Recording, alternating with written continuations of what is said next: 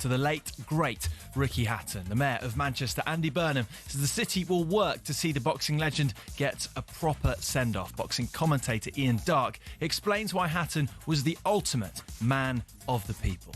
He'd go down the pub, he'd sink Guinnesses, he loved, greasy spoon cafes and entering daft shirt contests.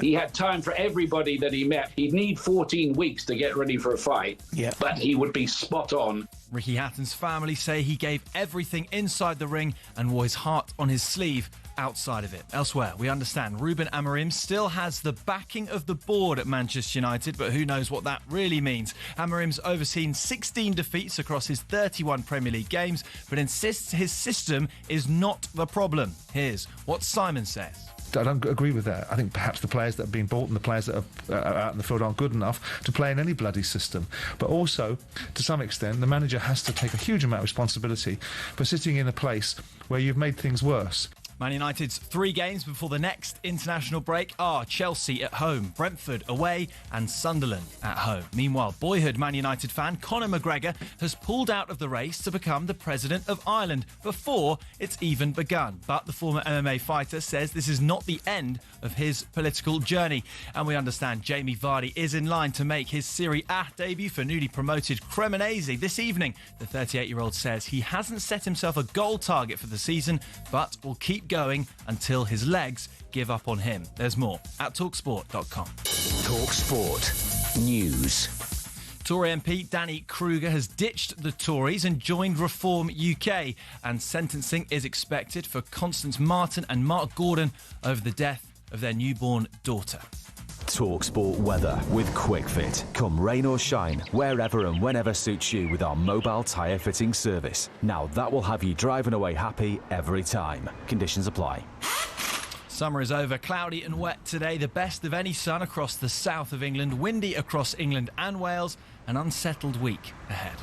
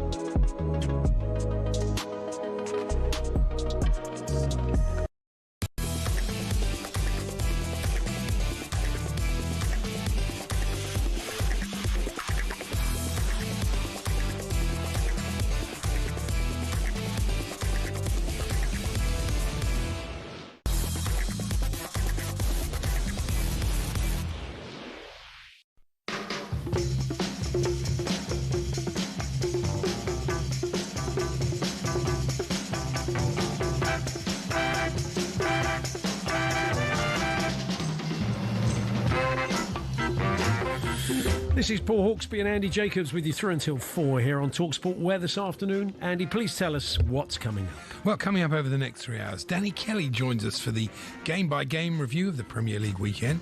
Troy Deeney gives us his take on the newly arrived strikers, and we'll pay tribute to the great Ricky Hatton with his friend and biographer Dom McGinness and former world champion Juke McKenzie. We're also after some tales of mishearing, and the Sheffield Wednesday supporting Martin Ware from Heaven 17 pops into the studio to play some new music. You said mishearing like Jim says. I'm hearing. Mishearing, yeah. Well, there's all this. Plus, Andy Brassel brings us the latest from around Europe.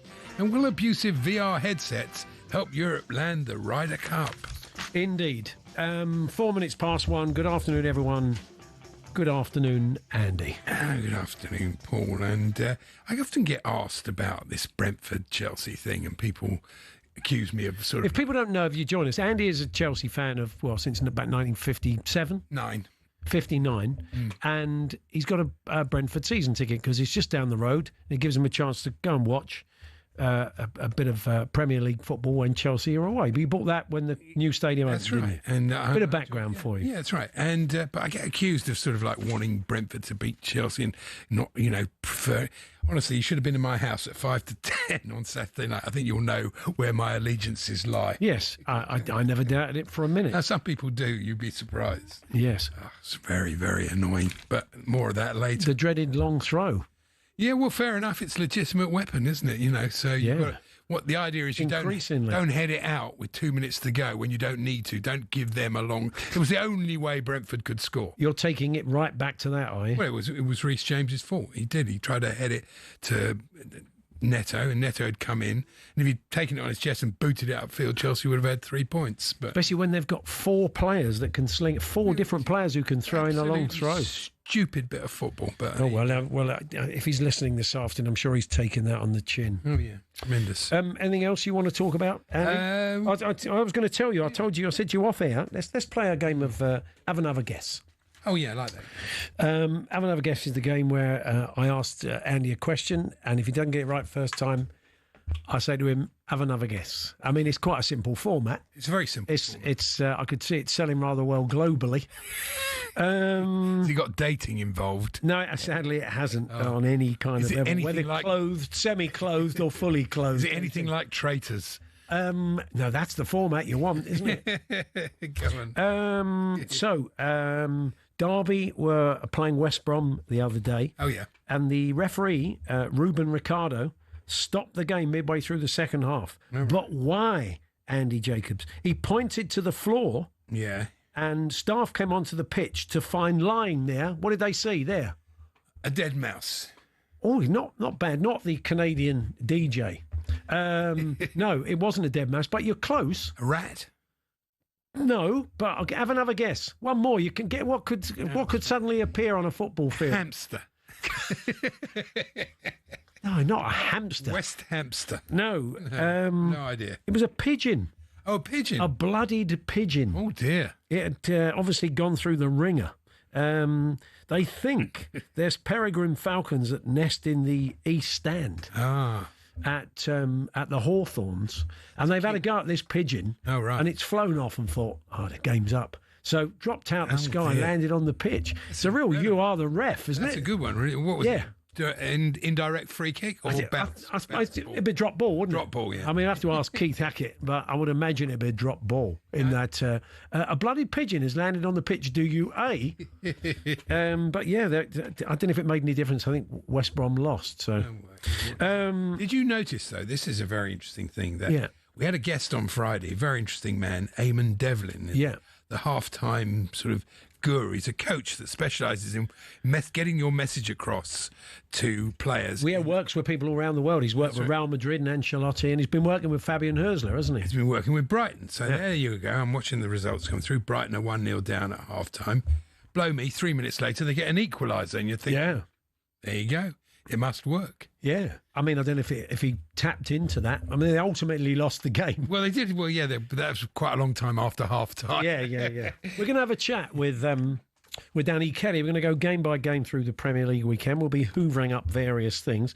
We will chat also to Troy Deeney. And we'll look at some of the new strikers that have come in. Now they're adapting, of course, to the Premier League. We've seen Gyökeres scored again at the weekend for Arsenal. We saw Sesko had a 1-on-1 opportunity, but Haaland kind of showed him the way to put those away.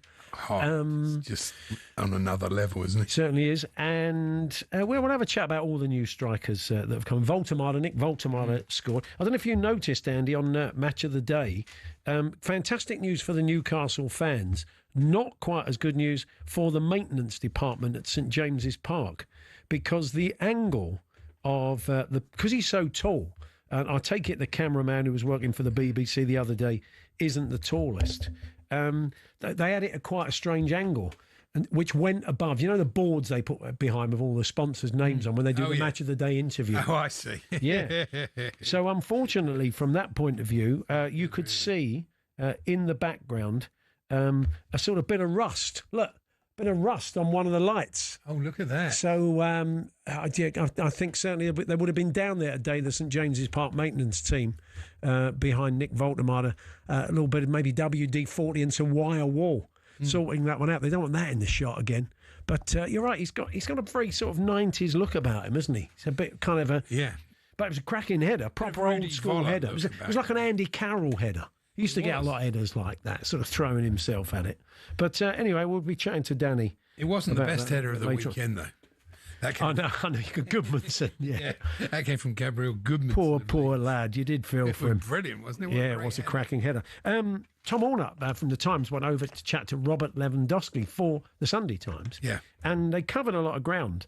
And I think Tom asked him whether he'd ever considered or had the chance to move to England. There was a period, he said, when Manchester United really wanted him. And he told the story. He said, I called Sir Alex Ferguson back. When he started to talk to me, I was so confused by the accent. I had to concentrate so hard to understand. I was like, yeah, of course, no problem. Pretending I understood everything he said. But I didn't understand any of it. Oh, dear. I said yes and was close to coming. Despite that, he said, I'm going to give you 50 bob a week.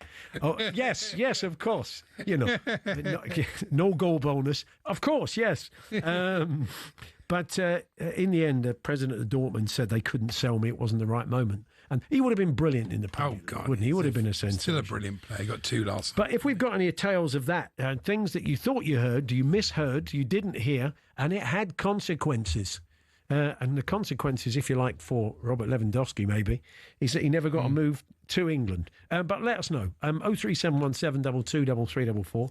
talksport.com, text to 81089. Okay. Tweet to TSH&J 03717 yes, 03717 223344. Andy.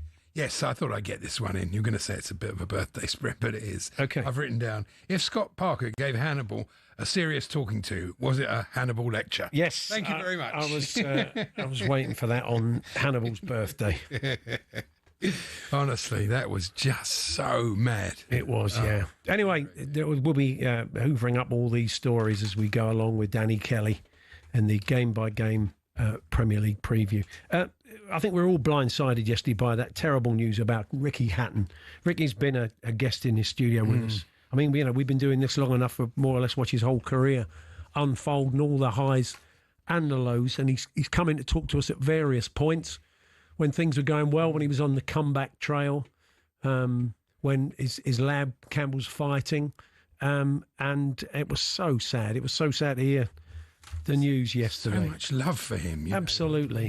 Great British hero. And it is incredibly sad. There's no other way to put it. I just think, it's quite a rare, being a top sports person, it is kind of quite a rarefied world, and it's quite hard to relate to people at the very, very top of their profession, these world champions. But he was open about it. He was open about how he couldn't recapture that. Yeah, and he had a constant struggle with that. And again, we tried to help other people by being very upfront about that. But purely as a sports person, to take 30,000 people with you on this journey, people that they couldn't relate to him because he was basically just one of them. He was almost like he was a fan, but he was also the main attraction. He was quite incredible. You know from better that than point me, but he was a great boxer, wasn't he? Oh no, he absolutely was. I mean, a lovely piece by Gareth A. Davis in the Telegraph today, telling the story of, again, knowing Ricky, seeing Ricky's first fight when Frank Warren said, we've got this young kid, there's a real buzz about him. He was 18, going to watch him fight for the talking first about night. it, in Withenshaw it was. Yeah, and Gareth looking at his top 5 fights and the great nights. And I'm sure those Ricky Hatton fans had a ball going to Vegas. And I watched back yesterday the brilliant press conference that he did around the Floyd Mayweather fight, where he was just in full stand-up comic mode. And a friend of the show, Richard Cracknell, did a couple of after-dinner nights, compared them and had Ricky in conversation and was telling me then, he said he was absolutely brilliant.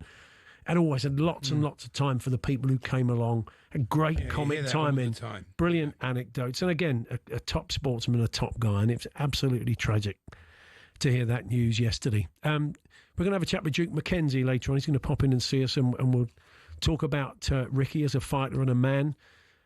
We'll also be chatting to Dom McGinness, who spent 4 months with Ricky, just shadowing him, writing a book, his biography, telling his life. A photographer, and Dom spent all that time with Ricky. And we'll be chatting to Dom a little bit later on. But we will kick off with Troy Deeney. We'll look at the form of some of the new strikers that we're seeing in the Premier League. He has doubts about Yorkeres, he says. Yeah. Not at all. We'll find out what they are. It was Elton John weekend for Watford. I understand he has got the shirt they were all wearing. We'll be chatting to Troy about a recent return to the club's training ground. And Danny Kelly goes game by game through the Premier League weekend. That's all to come. Mishearing tales and the fallout from them in that Lewandowski style. 03717 223344. talksport.com. Text to 81089. Tweet to TSH&J. And we look forward to hearing from you this afternoon. We're here, as always, with Tool Station. Next stop, Tool Station.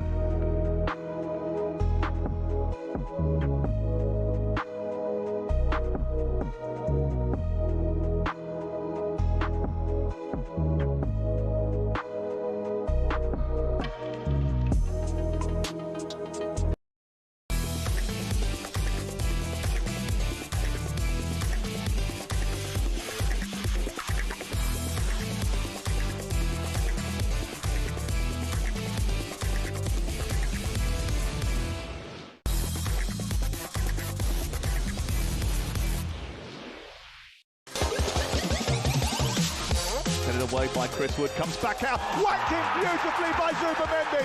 What a finish on the volley from the edge of the D. Arsenal 3, Nottingham Forest 0. The new era begins at Newcastle. It's Newcastle 1, Wolverhampton Wanderers 0, and it's Nick Voltamada. Semenyo right-footed, straight down the middle. Bournemouth celebrate. It is Bournemouth 2, Brighton 1. It was Goodmanson with an own goal.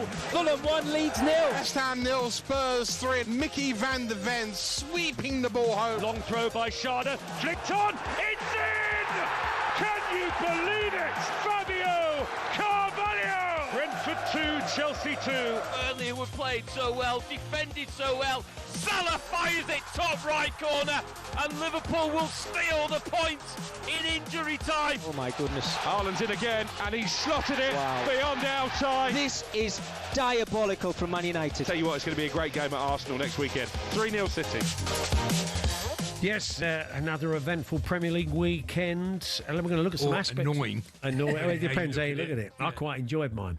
But anyway, let's reflect on it now. Danny Kelly going game by game a little bit later on. Before that, with his thoughts, Troy Deeney, former Watford striker. Good afternoon, Troy. Hello, gents. How you doing? Yeah, good to see you. Thanks for popping in. Yeah, there's been an awful lot of talk about the system and the system that Manchester United play, and Ruben Amorim saying, look, if you want to change the system, change the man. I'm not for turning. Well, he said, unless I want to do it, which I thought was a slight softening of the approach. I mean, when you're playing in a team and maybe the system isn't suiting the personnel, how much influence can players have on that? Do you think there will be some of the senior pros saying, look, Gaffer? Yeah, well, maybe there's a chat on it, but I think when you're having the meetings, which Manu will be having this morning, which is debriefing and understanding what's going on, I had this chat with Crookie. Against Arsenal, it wasn't the system. Whenever they play well, it's never the system. Whenever they play bad, it's the system. For me, I think it's the personnel. That you have to understand where Man United are. Did anyone give Man United a chance of winning that game before they went in? I would say no. Maybe you gave them a point, Andy, didn't you? Well, I thought City were looking a bit iffy, and United have created a lot. I still think there's a team in there. I still think, but he's got to start winning games. Oh, of course he does. But I, for the point, I looked at it yesterday when the team sheets came out. I was like, who from Man United gets in the Man City team? Probably one, maybe two, if you've made a real argument and a push. In Buemo, possibly. Yeah. So. If you flipped it on the other side, every single player from Man City starts for Man United. So it just, where are we at? What are we expecting? I agree with you. He needs to win games, but also players just need to. There are a lot of selfish moments. There was a moment in the second half they were losing, but I think it was Ahmad went to wing back, and all he has to do is just set Buemo to shoot. But there's so many score first players in their team, as opposed to thinking, right, who's in the better position, that they're all trying to get their goal. And it just doesn't feel right. They've got the recruitment a little bit wrong, in my opinion, fixating on the forward areas. But there's no point having good strikers and forward players if you can't keep hold of the ball in midfield. Yeah, talking of strikers, you want to talk about... Well, I tell you what, there were some stats. Belegger in the Times today had some stats. He says, despite sitting 14th in the Premier League table, Manchester United have registered the most touches in the opposition's penalty area, the most expected goals and the most shots this season. They've also recorded the best shots difference, that shots are taken minus shots faced. So I don't know what's from a statistical point of view, Amorim should be manager of the month. But it's interesting, isn't it? Something there, you just keep thinking... They're going to give somebody a right. Yeah, they need to score first. If you look at the Fulham game, I don't know if you remember a couple of weeks back, Cunha starts well, he hits the post, he has a great one, tips around the post after 3 minutes. If one of those goes in, again, now you've got the momentum, tails are up, and maybe they go and they do drop someone 3 or 4-0. The problem you've got is that there's Fernandes talk is really frustrating for me, because it's like, okay, we played him as a 10, that mean it's better. But clearly, he doesn't think he can do the work as a 10. And clearly, if you're the captain and you're the one who has all the say, you've scored a lot of goals this year, he has the right to knock the door and say, hold on, Gaffer, I don't want to play as an 8. Put me as a 10. In pre-season, by the way, not now. And now it's going a bit wrong. It's, Fernandes is the problem. It's not. It's just the fact they've got no legs in that midfield, in that holding midfield. And also, who's the players that keep it? When you watch Rodri, for example, let's look back to yesterday, always available for a pass. When you watch Chelsea, Caicedo, always available. Declan Rice, Zubamendi, or Declan Rice. Couldn't Kobbie Mainoo be that player if he gets up to speed? Yeah, of course he could. But he could be. But this is the argument I had with Crookie the other day. It's like, Kobbie Mainoo can fix it. For us on the outside, of course, I've been there, player. Is he proving it day in, day out? The answer would be no, because the manager would put him in otherwise. Yeah. So if I was Kobbie Mainoo, and this is just me as a person, I'd knock the door this morning and go, hi, Gav, can we have a chat? Yeah. What is it you need me to do to be in the team? And if he says you need to run more, tackle more, pass more, no problem. And every single time I did it in training, every time, I made a tackle. I'd be like that, Gaff. I'm just letting him know in front of everybody, right. This is what you said to do, and I'm doing it. Yeah. And I just make it a point until you play me, because then if you don't play me after 2 weeks, I go, hold on, there's a personal problem here because you said you needed that. I'm delivering it. Yeah. Why aren't I playing? Yeah. But now we have this excuse culture. It's like, oh, we're losing, so he has to change the team. For what? I think his numbers were quite good the other day as well. But we'll move on. We want to talk strikers. Let's look at. So we saw Shesko. We saw Shesko. We saw Yorkeres, and we saw Voltemada all play three new strikers in the Premier League. You're still not sure about Yorkeres, are you? No, I probably need to clarify the position. I think he's good. I think he scores enough goals, but I don't think he scores enough goals to beat Haaland, to beat Salah or Eze. I don't think, for what Arsenal need to go over the top, I don't think he scores more than João Pedro over the course of the year. Well, we'll see. But do you know what I mean? Just that confidence. For João Pedro, he's going to be flogged into the ground. I mean, that was. Look at the goal the other day. He kind of attacks that space, doesn't he? Thinking, gambling that Eze's going to put the ball in. That was a good striker's finish. Yeah, and that, again, you can't take away from that. The movement for that is really good. I just think when you look over the totality of his career, which I'm a little bit of a nerd, I do this. He doesn't score in the big games. Consistently, and that's what Arsenal are going to need for. So when they played against Man United, and this is perfect because in my family now, because of my wife's side, loads of Arsenal fans. So when they play Man United, can't get any of them on the phone. They're all going missing. The week after against Leeds, he scores 2, and they're phoning my phone. Yeah. So it's like this big thing that he keeps up and down. But he didn't do it against Liverpool. He didn't do anything against Liverpool. But they're the games they brought him in for. Yeah. Even if you don't score, you're a nuisance, you're a threat. You make other people say, right, we need to deal with you, which opens up space for Saka, Eze, Madueke, whoever it is. And I just think in those moments is where he's going to fall short. And I think in those bigger games, when everyone's up to speed, Havertz will play in those games. I really do. Interesting. Yeah. Shesko as well, he did have a moment yesterday, but couldn't finish it off. He has not completely hit the ground running, but he's gone into a team that's struggling, isn't he? Which doesn't help. And also, he's young. Yeah. I can't stress this enough. And we spoke about this just off air with Chelsea. If you've got young players who are developing and you go, right, you're the main player, but they've got no one around them, no seniority to go, right, you know, when you had that chance, maybe next time look at doing this, or maybe we could work at it in this, and we can look at clips. What Man United keep doing, especially in the forward areas, buying young, talented players, because I think Højlund's talented as a player, but they don't have anyone to work with them. But you've got Wayne Rooney, Andy Cole, Ruud van Nistelrooy, Ole Gunnar Solskjaer. Why not bring one of these people and say you are the striker coach? Yeah. I just think they're just missing a trick, and they're just throwing 60 million, 70 million, you name it. I don't see Amorim doing that, though. No, but I think that could be a club appointment, though. Yeah. Do you know what? A lot of clubs now have a certain striker, a coach that stays. Yeah. But I just think they're just missing a trick. I really do. It may take him a while. And Voltemada, what a start for him. To get up there, score a goal, it ultimately be the winning goal, to get the fans on side. I mean, I would imagine confidence is an awful lot of what a striker's about. And he must be... I was going to say he's 10 feet tall. He literally is. I think he's in a position of, when you look at it, he is going into a wonderful setup. So for Gyökeres to go to Arsenal, it's difficult. I heard Arteta's interview after the game with Sam, and he said, we're asking him to do things he's never done before. Like that, to me, when he's 27 years old, I'm like, wow, that's crazy. What, like, look after the ball? But maybe he's never been asked to do that. He's always been asked to run in behind. You look at Shesko, Man United are all over the place. And then you look at Voltemada, is that what you say? Yeah. At Newcastle, great coach, great setup, stability's there. They have players that run in behind, which allows him to link the play, which is what he's better at. He's more of a Peter Crouch type than a big old school target man, Duncan Ferguson style.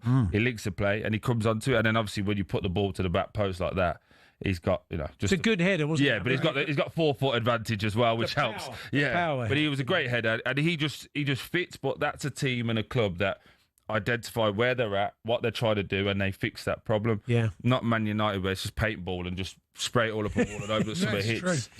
Fine, it was Elton John Day at Watford, and I saw a little video of you going back to the training ground. They presented you with a special Elton shirt. Have you got any happy memories of Elton when you always happy memories? Obviously, for people that don't know, he did a concert which raised money, which got me there in the first place. Yeah, really. I think after year one, he was thinking maybe I'd have to do a few more concerts, but eventually we got there and it worked out. And then we've had wonderful moments where I think you'll see it now on YouTube where I went back for the first time in 3-4 years since I left. Just say hello to everyone, and then they surprised me with this unique top that they had just for this weekend. 50 years since Alton bought it. It's really nice. Why blue though? Because they used to be blue before he came in, and he was the one who changed the colours over.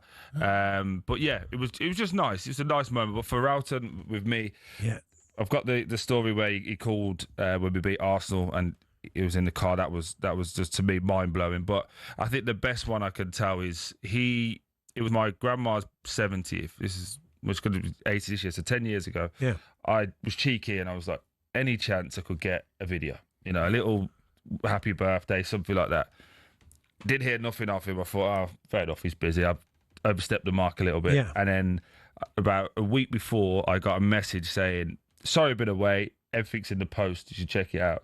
He sent her a video, sent her a card, and he sent her a signed Rocket Man album. Wow, brilliant. That's nice. Oh, and that's that just sums up the man. Like, he didn't have to do that, but I was being a bit cheeky, and he's just a lovely man, lovely football man, just passionate about Watford. And I just think for every Watford player, and I said this to them when I was in the other day, if you don't know the history, you're not going to be able to enjoy the future. No, you have to know how difficult it's been, and I just think that for every football club. We live in a world of entitlement for these players now, where they go, what about me? Actually, there was a load of people that broke their backs for you to be in this position. Absolutely. You back on Friday in the studio? I'm back in the studio. I am working Tottenham tomorrow. I am working Newcastle on Thursday, and I'll be back down here Friday morning. Okay. I might see you at Spurs tomorrow night then. I hope so. On the way. I'll say hello. Cheers, Troy. All the best. Cheers, guys. Thank you. Troy Deeney there. A busy man this week on talkSPORT for our live games, and back on Friday. Danny Kelly joins us game by game through the Premier League weekend next.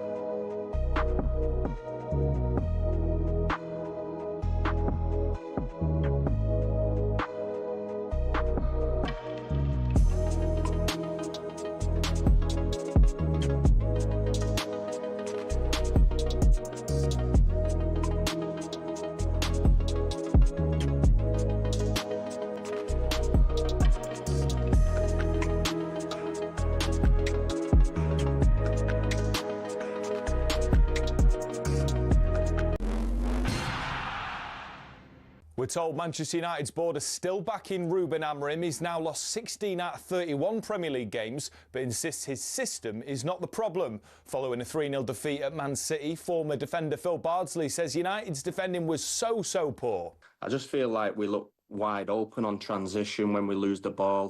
The gaps in the middle of the park are just enormous. Man United have Chelsea at home, Brentford away, then Sunderland at home before the international break. Man City, meanwhile, are back in action at home to Napoli in the Champions League, live on talkSPORT Thursday night.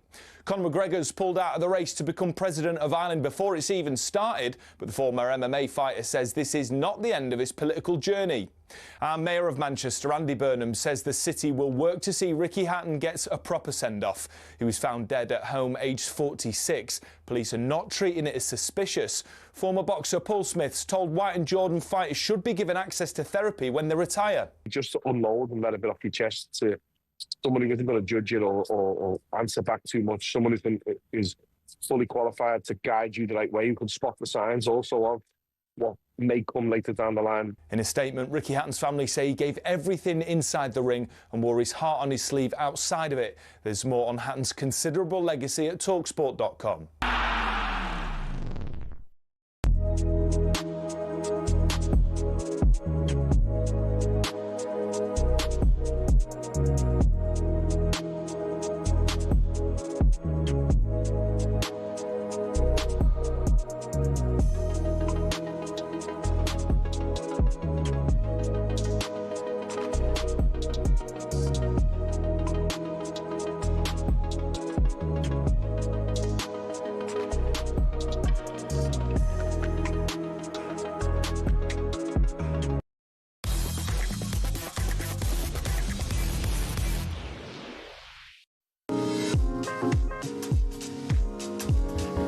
So we got a bit of an overview there from Troy, his thoughts on some of the stories from the Premier League weekend, but we're going to drill down in more detail now. Go game by game through the weekend in the company, as always, of Danny Kelly in a windswept Ireland. Good afternoon, Dan.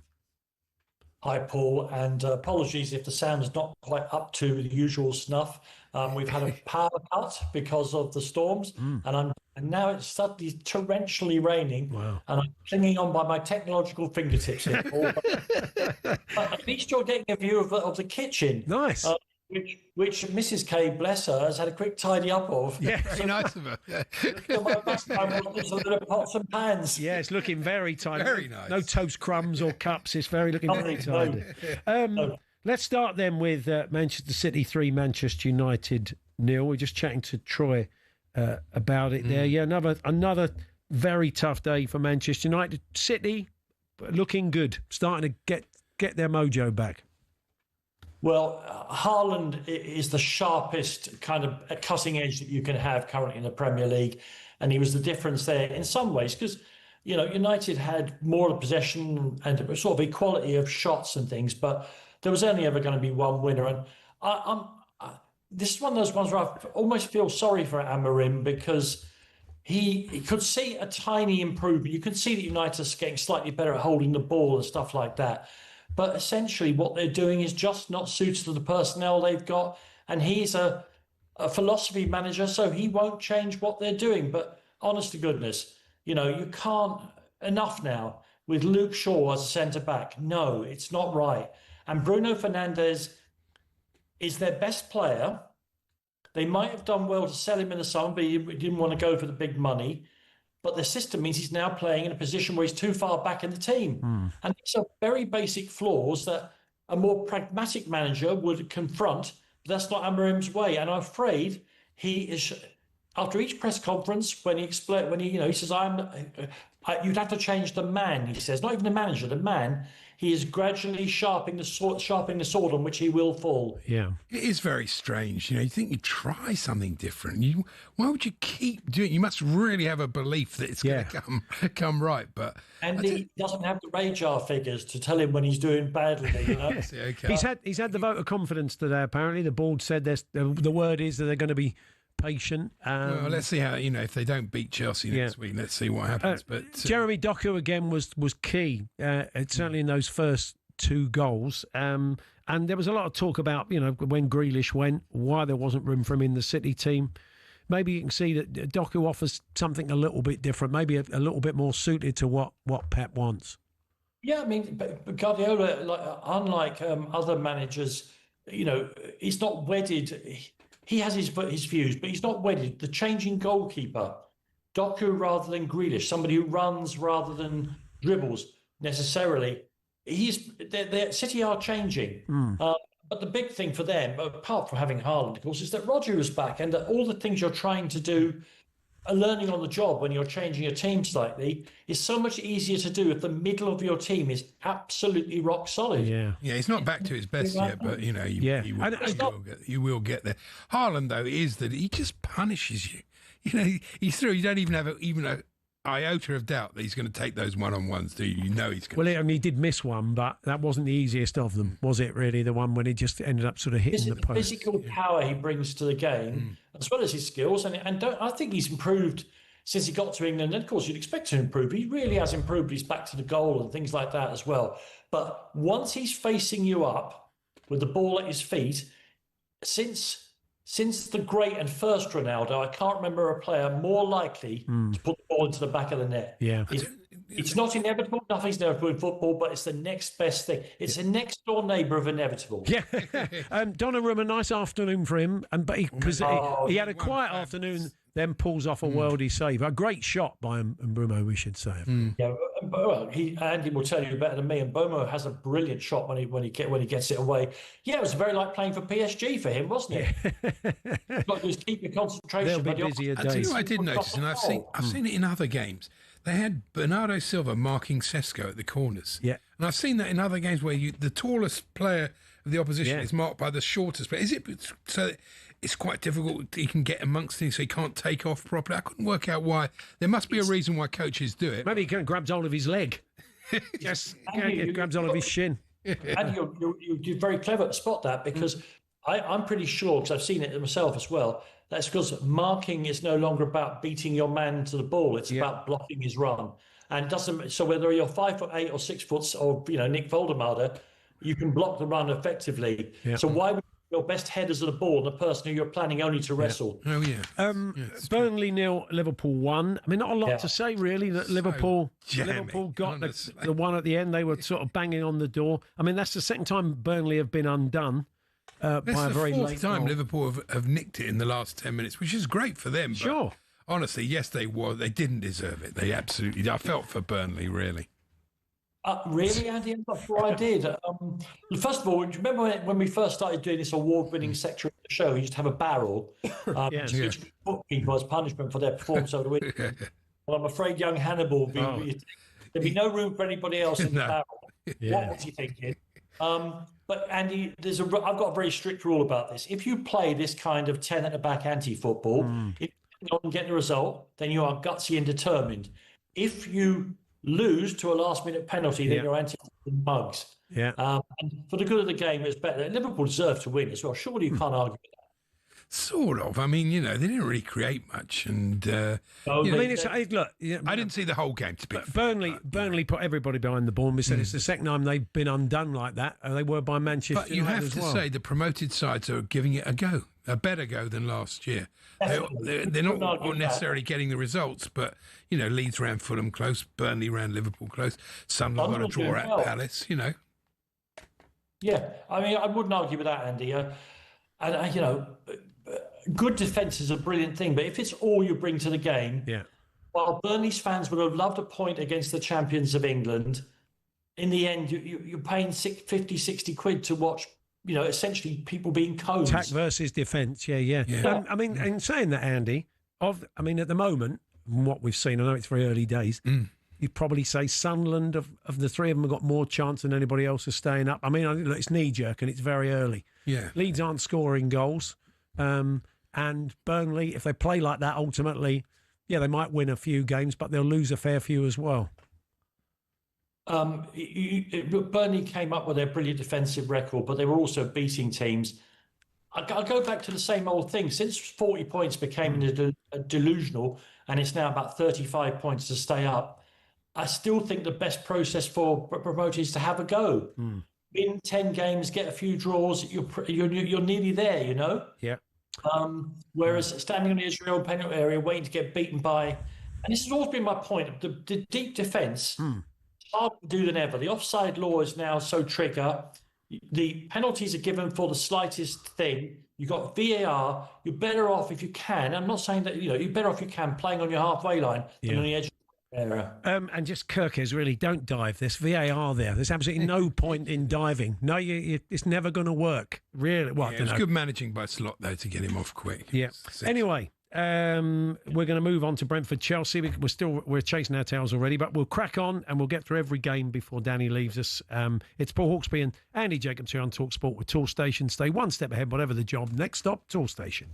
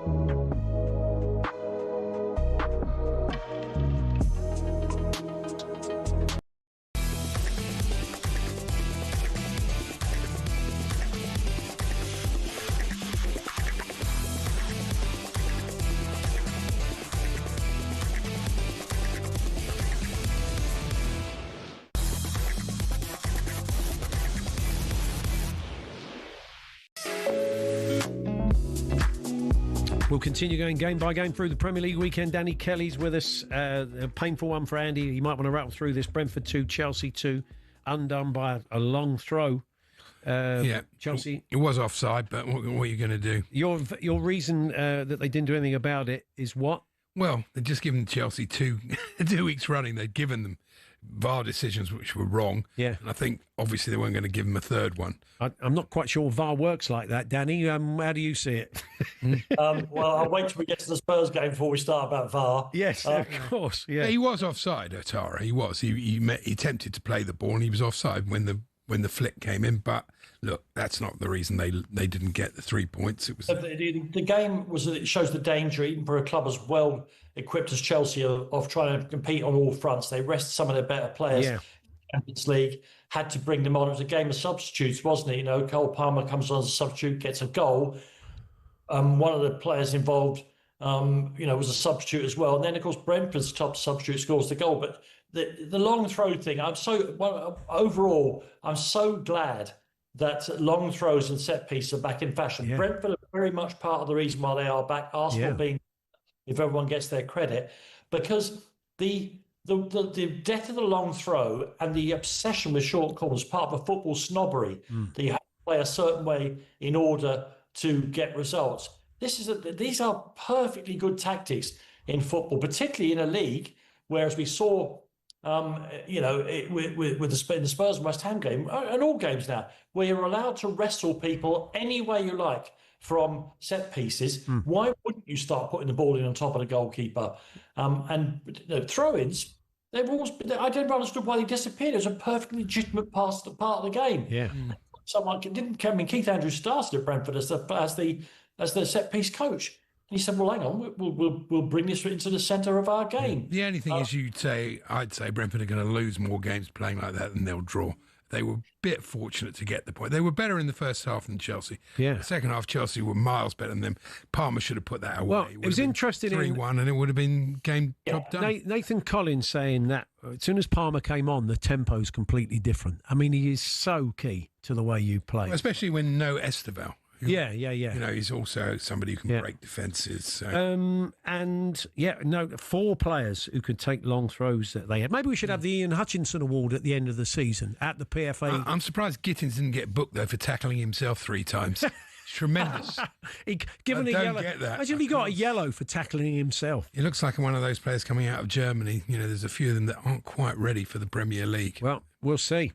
Let's move on to West Ham 0, Spurs 3. Good start by West Ham, had a couple of chances. Paquetá had a chance we screwed around the post, but really that was the end of the good news from West Ham's point of view. They absolutely can't defend from set plays. They're hopeless. Yeah. This is one of these games. You're right. You're one of the most kind broadcasters. You mentioned West Ham had a decent 15 minutes to start the game, and I wouldn't deny that. This is one of those games where, obviously, a Spurs fan, I enjoyed Spurs' victory and the ease with which they achieved it. But it's almost impossible to measure Spurs because West Ham are so wretched. Yeah.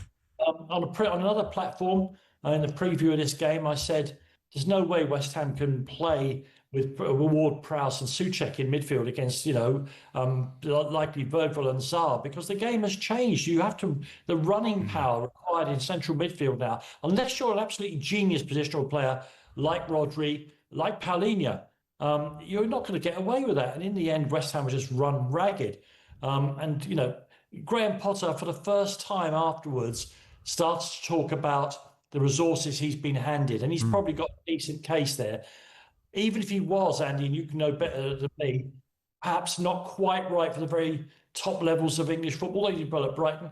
He just doesn't have the resource at West Ham. They're miles off it, in my opinion. Yeah, they collapse though, like they did against Chelsea. And defenders, when defenders are scoring, you've got a problem. Yeah, I thought Simons looked good. I think Chelsea have missed out there. He looks like a good prospect. Yeah, early days for him. It'll take him a while to adjust. I mean, whatever the personnel, if you're not picking up someone at the back from a corner, I mean, anybody can do that. You just got to put a body on them, and they just didn't do some of the base. Good the other header thing by is Bergvall, though. It's good. Absolutely, it was. Yeah, it was called by Romero for the second goal. My youngest lad was spot on. He said it had had a bit of a deli feel, that the run and the header by Bergvall. That is very good comparison. The other thing, Danny, as well, is that they set out, obviously, the West Ham fans to get on Kudus's case. But to do that at that stadium is so difficult. I mean, if that had been at the old place, I mean, we've all watched games there. We knew how intimidating that was. If they were right up against him, he would have felt the hot breath on his neck. Whereas you're miles from the pitch, it's very hard to wind a player up, intimidate a player from that. If he'd been at Upton Park, Kudus would have ended up playing inside right. Yeah. But that crowd, he was clearly inspired by it. He was loving it, wasn't he? And he also, that's his personality. He likes a row, Mohamed Kudus, and so they got on his back. But you're right, modern grounds make the kind of intimate, how should we say, exchange of views with players a little less easy than they used to be. Very, very quickly, because we're going to run out of time. Just on the other calls, where we saw Jared Gillett just see something amongst a bunch of bodies and whistle and guess, which is pretty unforgivable, really. One of the greatest arguments for the now complete abolition of VAR, which we don't call for, we won't get, because it's now being used to back up referees' wrong decisions. Yeah. It's a disgrace. And then we see a player wrestle to the ground, Mickey van der Ven, and that's not a penalty, even though Gillett has a clear view of it. But nuts. James Anderson is going to get punished for telling the truth about those two decisions. No, absolutely right. Newcastle 1, Wolves 0. We did talk to Troy about this earlier on, so we may not spend as long on it. We talked about Voltemade, but what a dream start for him. Maybe we talked about Wolves. We talked about Newcastle. I feel for Wolves. I don't think they're nowhere near. They're much better than West Ham. They're going to be all right. You do sense they're still creating chances, although they need Strand Larsen back to get a couple of chances across the line. They'll be fine. I mean, it's the first time in their entire history they've lost their 4 opening games.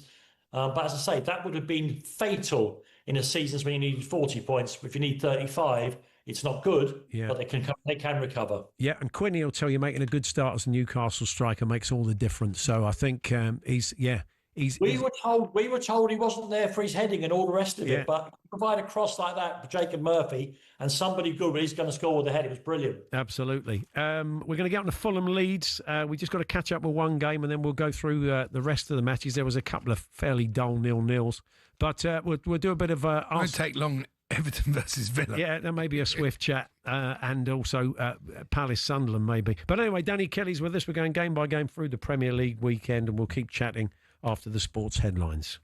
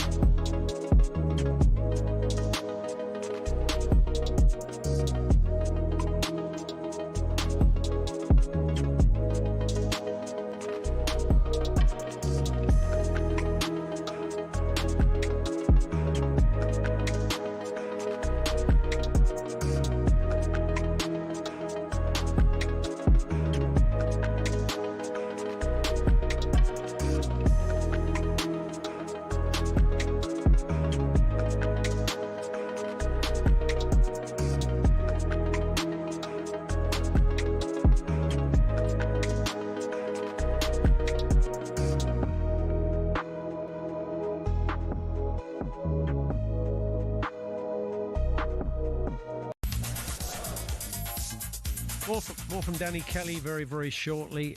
But first, Will Hobbs has the sports headlines. talkSPORT Sports Update, powered by the Nissan Van Range. Commercial vehicles that go the distance for your business. Search Nissan Vans or head to your local Nissan Van Centre. Thanks, Paul. Good afternoon. The Mayor of Manchester, Andy Burnham, says the city will work hard to see that Ricky Hatton gets a proper send-off. Floral tributes and messages of condolence have been left at the former world champions gym in Hyde. Former British champion Paul Smiths told White and Jordan fighters should be given access to therapy when they retire. Just to unload and let a bit off your chest to someone who isn't going to judge it or answer back too much. Someone is fully qualified to guide you the right way, who can spot the signs also of what may come later down the line. You can read plenty more on Hatton's considerable legacy and life story on our YouTube channel, our website and the Times' sports section. Elsewhere, we're told Manchester United's board are still backing Ruben Amorim. He's now lost 16 out of 31 league games, but insists his system is not the problem. How long will this Ineos backing last? Here's Simon Jordan. If they're going to get beat next week, or get Chelsea come to Man United and beat them next week, you're still going to get a pass because Chelsea are a better side right now. It's when you start playing Brentford and Sunderland, and you can't overcome those teams, that the noise will really start to ramp up. To rugby now, and James Haskell says the club game is crying out for a new format as he reiterated his support for his mate Mike Tyndall's global franchise league idea, R360. The women's side of it is going great guns. You know, they've got the semi-final. I think hopefully they're going to have a sellout at Twickenham 82,000.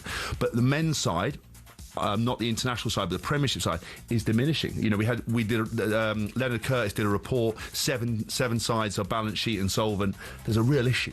Gallagher Premiership did, however, record viewing figures last season, and we understand Jamie Vardy is in line to make his debut for newly promoted Cremonese this evening. He told DAZN about which player first inspired him to fall in love with Italian football.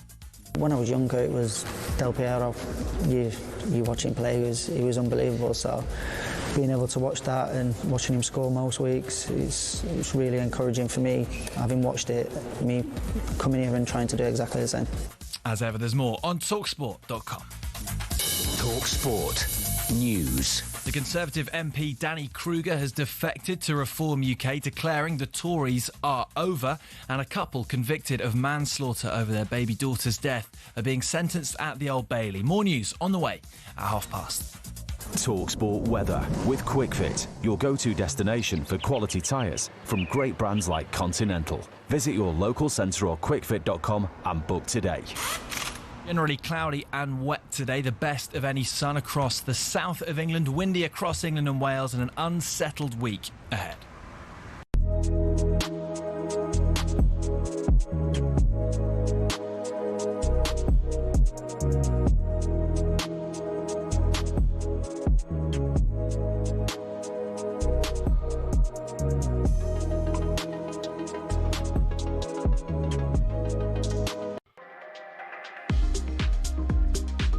Good afternoon, Paul Hawksbee, Andy Jacobs here on talkSPORT. Three-weight world champion Juke McKenzie joins us in the studio a little bit later on to pay tribute to Ricky Hatton and also to look back on Canelo Crawford at the weekend. Martin Ware from Heaven 17, long-suffering Sheffield Wednesday fan, will be popping in there, some new music out, and Andy Brassell's going to guide us around Europe before we return to Danny Kelly and pick up the remaining games in the Premier League this weekend. The World Athletics Championships are unfolding in Tokyo. We've had some British interest in the 1,500 men's semi-finals, and of course the great Duplantis is in action in the pole vault. Michael Waydock is watching for talkSPORT.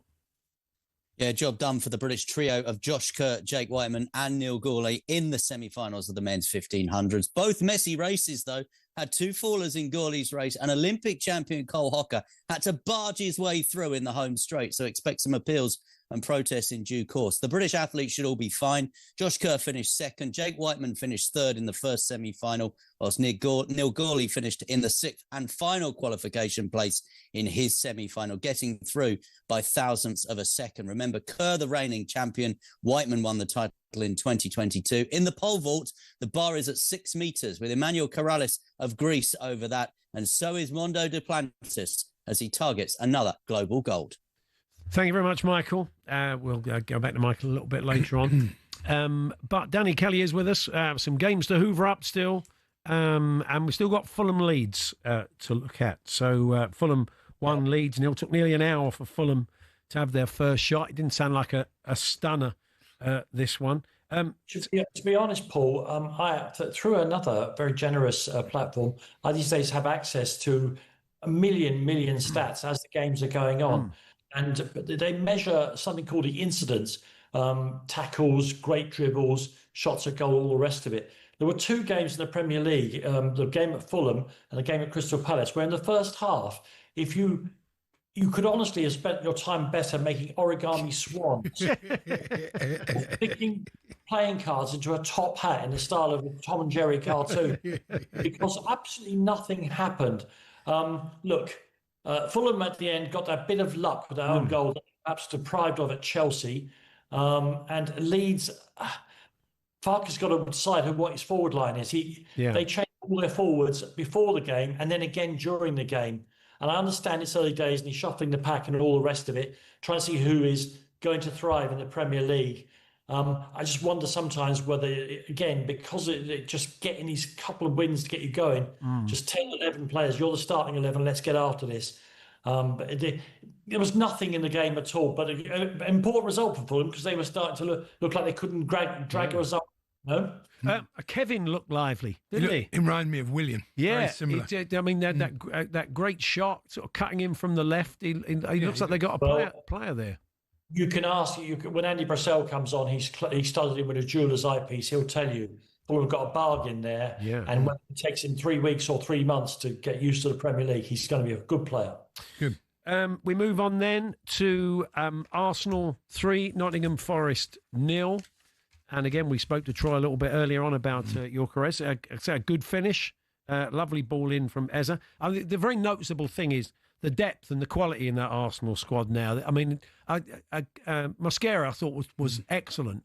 You didn't really see the join, and it just gives them a little bit more freedom to bring players back that little bit more slowly to full fitness because they've got depth. It's extraordinary the depth that they've managed to accrue there. And if it wasn't for Hannibal's late handball, it would have been a perfect weekend for Arsenal. They murdered Nottingham Forest. Let's be truthful about that. They got a great goal from Zubimendi. Gyökeres scored again. Eza assisted on his first time start. All the forwards were replaced getting ready for their Champions League match during the week. It was a perfect day for them. And you're right, Andy. Without putting pressure, I don't need to put pressure on Arsenal. They're putting pressure on themselves. With the squad they've got, they really ought. This ought to be the year they turn number 2 into number 1 in the table. Liverpool and their amazing resilience notwithstanding. No, I agree. Arsenal had pieces missing from the jigsaw, but they don't now. And I noticed Ange, though, a side takeaway, wearing Paul Smith, the famous designer from Nottingham.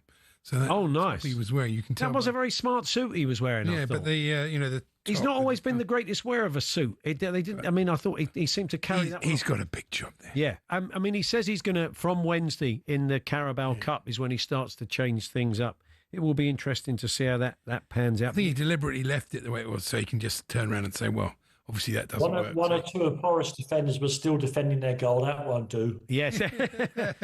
With the increased amount of throw-ins and long throw-ins, I just wonder if referees and officials generally have come down, and assistant referees have come down on foul throws. We had Calafiori. I mean, if you've seen the footage of him getting the Lino's talking him through how to throw the ball in properly because he's obviously pulled him up for a foul throw. We saw Pedro Porro against Bournemouth do 2, not 1, but 2 foul throws. Then looking at the Lino saying, what? I mean, it seems to be a problem where they're not actually putting the ball fully over their heads. I wonder if Howard Webb said, look, watch the foul throws, they're getting away with murder. Listen, I was thinking about this when we were talking about how Brentford and Arsenal brought all this back. The throw-in law should be changed, in my humble opinion. I know it's a minor thing. But why does it have to go behind your head? Why do you have to use both hands? Why can't you hurl it with one hand? Why are you laughing? I'm serious. Like a catapult it in. That would be, yeah. These rules were written in Victorian times. Yeah, you could get Allison taking a throw-ins. Well, players, we'll bring that in then, Danny, but players have to wear top hats during the game. Yeah. And we'll get rid of the crossbars and just have that piece of string. Piece of string, yeah. Let's have a look at Everton 0, Villa 0, which probably won't take... Okay, that was enough. Yeah, again, not a stunner. Really. Emi Martinez was the key to it. Everton would have won that game at Cantor, I think, had it not been for him. Yeah.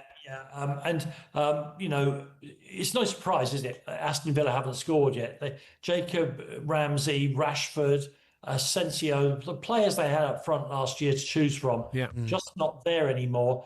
And boy, does their manager, with his slightly vampiric looks, when things aren't going well, he really can do misery on the sideline, can't he? He's very good at it. My main takeaway was that Unai's using less gel this season. Yeah, do you think that's the problem? Well, as I said, he does look a bit...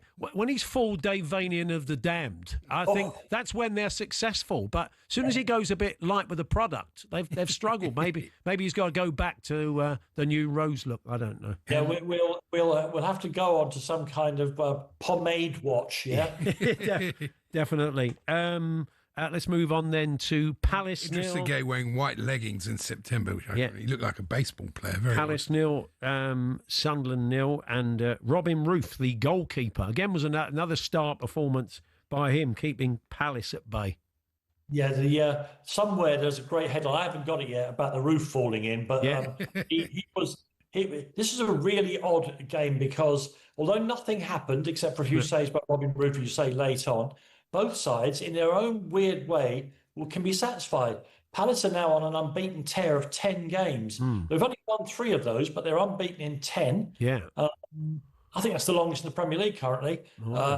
And so they'll be happy enough to have got away with the draw. And for Sunderland, it continues a start that you could definitely describe as solid, but certainly better than what's happened to some of these promoted teams in the recent past. They look like they're playing for each other, and that the Premier League they're not scared, and that's a hell of a start. He's got a lot of new players to bed in as well, and that's a very good away point for them. Palace will be disappointed; they should be beaten. Yeah, but Palace are still kind of. Jeremy Pino was out there. It's going to take him a while, and it's post-Ezra. You don't replace players like that overnight, do you? Yeah, they're reliant on their team ethic is what will see them through. Ezra gave them a bit of stardust in that. Yeah. Pino probably will down the line. But as for Sunderland having a lot of players to bed in, I never worry about this with newly promoted teams particularly, because the players who've come up will be in such a completely new environment, the Premier League anyway, that everything you knew before about football is kind of wiped out. So having to start with whichever group of players you start with, it's always going to be frantic about the beginning for newly promoted teams. Finally, Bournemouth 2, Brighton 1. There's a lot. And Adoni Iraola, they have every reason to be moaning about personnel and having to put a new team together, but what start they've made. It's just the system is so solid. I mean, they were really unlucky at Liverpool in the opening game, and then they've won 3 in the They absolutely schooled us the other week. They were far the best team. Look, I mean, they got the job done at the weekend. You talked about Kirkes a minute ago. Tufat, the bloke who's coming, is the Adam Tufat, the left back. He's just absolutely almost identikit replacement and straight up to the speed of the Premier League. I do think the game itself, and which I watched most of, Brighton were really, really thrown by a couple of early injuries. Yeah, Hinchelwood got injured, didn't he? Yeah. And De Kuiper, that was that sort of unintended consequence of a little bit extra shoulder from Semenyo. I don't think he meant to do that. It was just unfortunate. It was a bad injury, but we see players do that on a weekly basis. Don't we give a little bit more? It's dangerous, though. You'd like to see referees punish that more. I mean, he did apologise. He probably knew he shouldn't have done it, and the consequence was the players had to go off. Yeah, it's spiteful. Yeah, I mean, there's no fear for Brighton. Of course there isn't, but they're going through a phase at the moment, and towards the end of last season, where something happens in every game that doesn't quite suit them.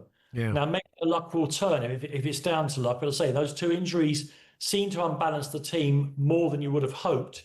What they don't want to do is start feeling sorry for themselves, because that never works. Excellent. We got through all the games, Danny. Fantastic. And you got to see my kitchen. So we did. Lovely. Fantastic. Well, we'll let you return to the mess of the kitchen, and hopefully the winds drop and you get your Wi-Fi back. Certainly in time for Trans-Europe Express on Sunday. Oh, of course. No. I was promised it back at 1 o'clock by the ESB. But no sign of it yet, thanks, Mr. ESB. Cheers now, everyone. All the best, Danny. Thanks very much. Danny Kelly there over in Storm-hit Island, but we found a way. Martin Ware's going to pop in. Not a great time for Sheffield football at the moment. Wednesday and United sit rock bottom in the table. We all know about Wednesday's issues. It looks like, we know we're definitely going to... We spoke to Ruben Sellers at the start of the season. He was full of hope and belief and expectation. That escalated quickly. It was a mad decision, though, wasn't it? We'll get Martin's take on, both teams in the city, especially his own Wednesday, and play a bit of new music from Heaven 17. Martin Ware here shortly. We're here with our good friends at Tool Station, ready to help over 580 stations nationwide. Next stop, Tool Station.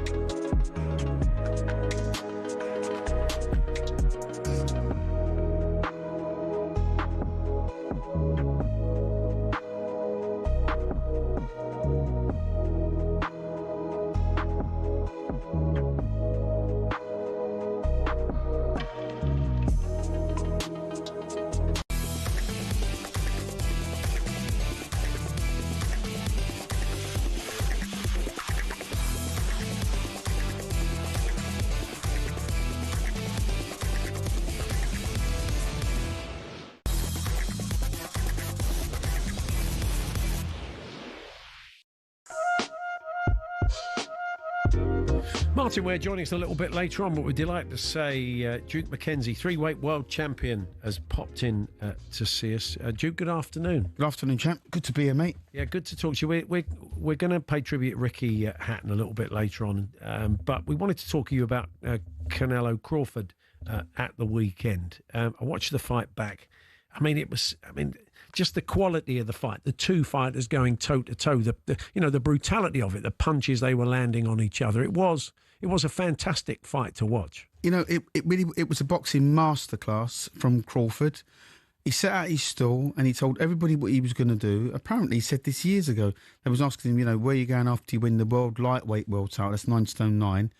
And it was suggested many, many years ago to him by, I think, Bill Haney, whose son's obviously, been a former world champion.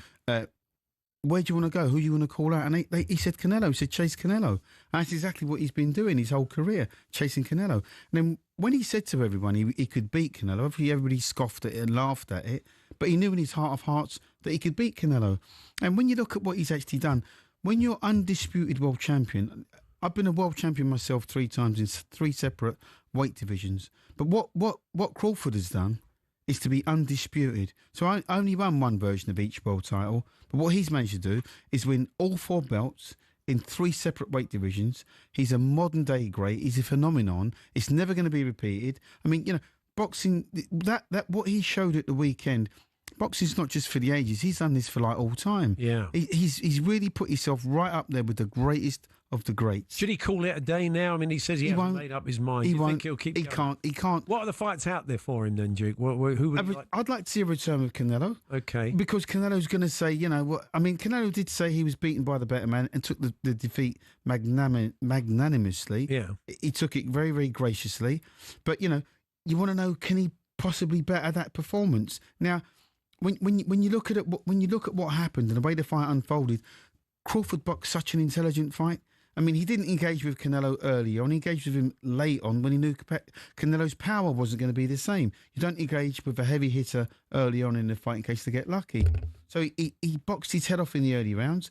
He worked him over. He out-jabbed him. He stayed southpaw. That's the right-handed stance from the beginning to the end because he's a natural switch hitter, Crawford. Goes from left and right effortlessly, beautifully. But he stayed right-handed because he knew that was a style that would give Canelo nightmares, and it gave him fits and starts throughout the whole of the fight. And come probably the 8th, 9th round, when Crawford decided to plant his feet and fight Canelo on the inside, guess what? He came off best. Yeah. So he beat him in every department. Like I say, I'm gonna watch the fight again today. I watched it twice last night. I'm going to watch it again today because it's such a brilliant boxing display. Yeah, it really was. I wonder why Crawford's not so appreciated by the wider the wider public, really. I don't really know. He's a very quiet, unassuming type of guy. Yeah. They was talking to him after the fight. The promoter said to him, or the interviewer said to him, how are you going to celebrate this? You're going to go on holiday and spend a load of cash? He said, no, I'm going to go and be with my family. He's a real family-orientated guy, and that's what you would have to respect and admire about him. He's a fighter first and foremost, but loves being with his family. It's beautiful. Yeah. So it'll be interesting if they do come back. I see AI. They had an AI scoring system that made it a draw. Yeah, that was way off, obviously. Listen, whoever was doing the AI scoring, Mr. Computer, computers are there and they're programmed to be wrong and go wrong. He was obviously going wrong and watching the wrong fight. Yeah. I gave Crawford that fight by at least 7 or 8 rounds. Yeah, at least much bigger margin than we actually saw on the scorecard. At least 7 or 8 rounds. I really judge a fight. Well, the ring do it out of interest. I think they just had one parallel just to see what it comes up with. I don't know what the record of AI scoring has been, but I don't like the sound of it. No, I wouldn't want an AI scoring one of my fights. No. It might make me a winner when I'm clearly lost. Now, you did co-commentaries on a number of Ricky Hatton's fights, and I'm sure you got to chat and speak to him along the way. It was really absolutely tragic, such sad news yesterday. What are your memories of Ricky as a fighter's appreciation of him, Duke? Ricky Hatton will probably go down as one of this country's greatest ever world champion. He was a world champion in his own right, obviously, but it wasn't necessarily just that he was known for. The people that followed Ricky Hatton, I don't just mean 100 or 200, there were thousands, 30,000, 40,000. Yeah. People used to pay their own hard-earned money go abroad and watch this guy fight. When he boxed Pacquiao, when he boxed the Mayweathers of this world, we've had other world champions that don't get that kind of a following. Ricky Hatton really was just a regular, normal guy. When I say a normal, regular guy, I mean he loved the pint. He loved to be part. One of the people. There was no hairs or graces about him. Yeah. He wasn't flash. Didn't have the Rolex watch and all the rest of it, and the big flash cars. He was just a regular guy but he loved to drink. But you can't do you can't mix the two. Yeah. You can't be this celebrity on one hand and be a local guy. On the other hand, you can't do that. And that's where a lot of his problems were, because he wanted to be that guy. I can remember being in Vegas. He kind of felt, didn't he, after Mayweather, that he'd let all those people down. He'd let them all down. With the following. He couldn't get out of his head that they forgave him. That he came up against a generational talent. So it was hard for him to accept that. And he was very open about the fact that he struggled with that. Ricky Hatton obviously has a lot of demons going on in his mind, and there's certain things that he just obviously couldn't come to terms with. And you mentioned one of them there, the loss to Pacquiao hurt him badly. That loss was bad enough in itself, but obviously the Mayweather loss was just as bad. And like you say, he felt he let down his public, his people. Yeah. And that's what he found hard to deal with. And obviously just home life, the fallout with his parents, do you see what I mean? Yeah. That absolutely destroyed him, as it would anybody. And like I say, what's happened to him is so tragic. Now, there's organisations out there like the Ringside Charitable Trust, which are specifically there for boxers in need. Ricky Hatton's not the first, and he probably won't be the last boxer that does something as tragic like this. Yeah. But there are organisations out there, like I just said, the Ringside Charitable Trust, who do amazing work with boxers to try and keep them on the straight and narrow, to stop them, becoming drug dependent, drink dependent, whatever is going on. They've got the world's first, I believe, 24-hour hotline, which means if you're struggling in any way, shape or form as a professional boxer, you can pick up the phone and talk to somebody, and they'll point them in the right direction, because they got contacts with Mind and other organisations like that, where you can seek help and get help. You're never alone. That's good to hear, because I think Ricky had been critical in the past that he felt maybe boxers didn't have their own PFA, but it sounds like boxing is addressing that and trying to have somebody out there that can help fighters that need it. But one of the hard things, obviously, that the Ringside Charitable Trust are finding is they're not getting the backing from other major promoters, like a Frank Warren, like an Eddie Hearn. I think Ben Shalom is the only one that's shown any real sort of an interest. Yeah. We've had this discussion before. But, these guys really need to take stock and look up now and say to themselves, how can we help? Yeah. How can we help retired boxers? Because they can. They really can. I'm sure they can work in conjunction with the Ringside Charitable Trust and help boxers that are in need. Duke, lovely to see you as always. Duke. Thank you very much for coming in. Thanks for inviting me on. More from Duke in the latest edition of Talk Boxing. He's alongside Simon Jordan, Adam Smith and Spencer Oliver. It's live tonight, 8 o'clock on the talkSPORT Boxing YouTube channel. And just a reminder that DAZN brings you over 180 fights a year and an undisputed schedule featuring stars like Dave Allen, Joshua Buatsi, Jaron Ennis, Nathaniel Collins and more. You can sign up now at DAZN.com/boxing. Boxing update on talkSPORT with DAZN, the global home of boxing. Sign up now at DAZN.com/boxing.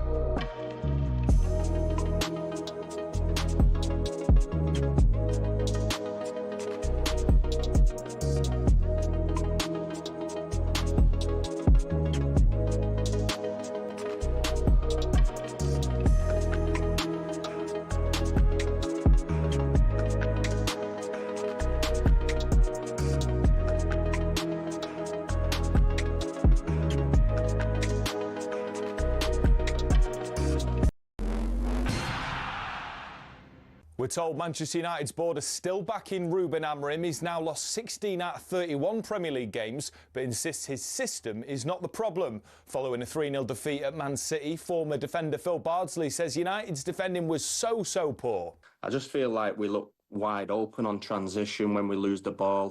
The gaps in the middle of the park are just enormous. Man United have Chelsea at home, Brentford away, then Sunderland at home before the international break. Man City, meanwhile, are back in action at home to Napoli in the Champions League, live on talkSPORT Thursday night. Conor McGregor's pulled out of the race to become president of Ireland before it's even started, but the former MMA fighter says this is not the end of his political journey. Our Mayor of Manchester, Andy Burnham, says the city will work to see Ricky Hatton gets a proper send-off. He was found dead at home, aged 46. Police are not treating it as suspicious.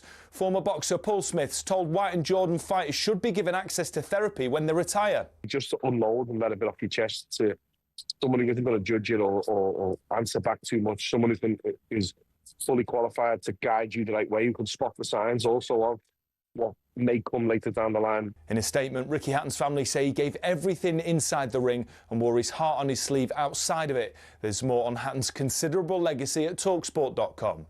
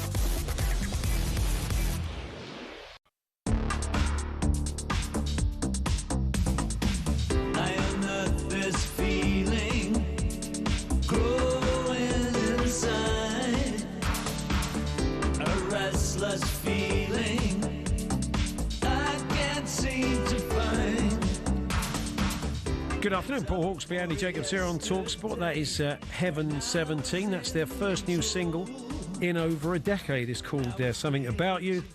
And from the band, of course, founding father Martin Ware. Good afternoon, Martin. Hello. Not of the nation, of course, I meant of the band. Good to see you, Martin. So, yeah, I mean, you've popped in to see us quite a lot over the years. And the band have always been touring, but I'm surprised that it's been over 10 years since you sort of brought out a new single. Yeah, it's tough to make money out of singles nowadays, but we just wrote the song and thought it sounds pretty damn good, so we better get it out there. Yeah.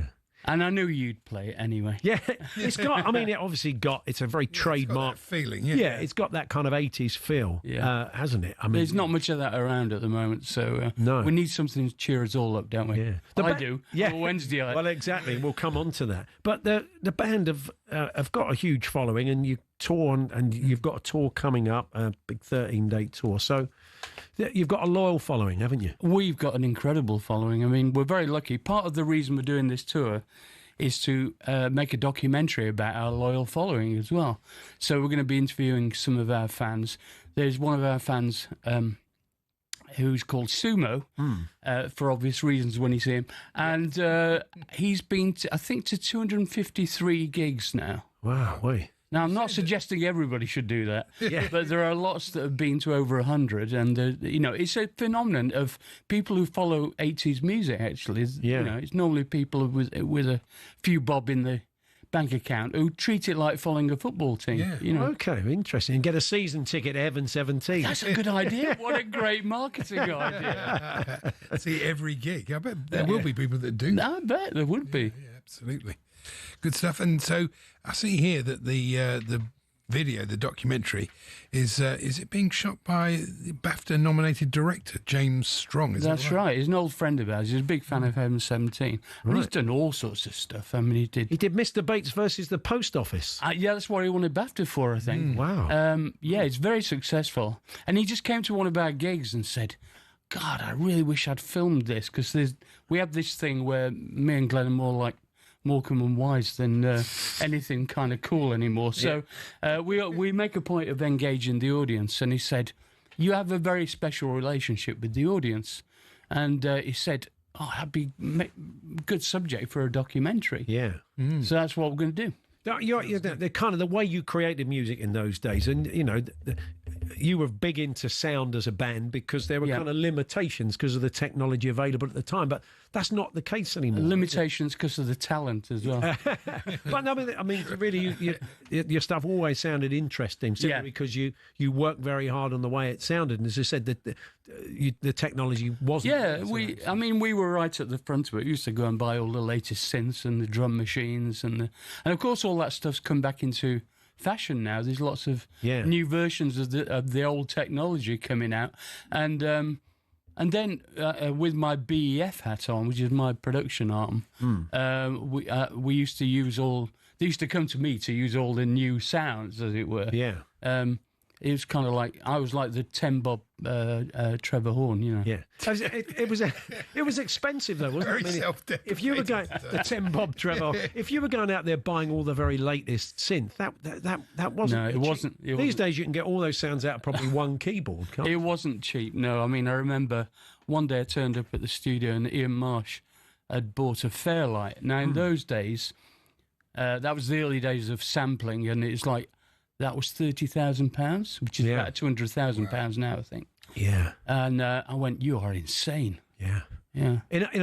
Just to think the way the technology used to work and what it's like now. I used to work at Fender for a while, and Herbie Hancock came over to do his sort of tour when he was doing Rocket and all that stuff. Yeah.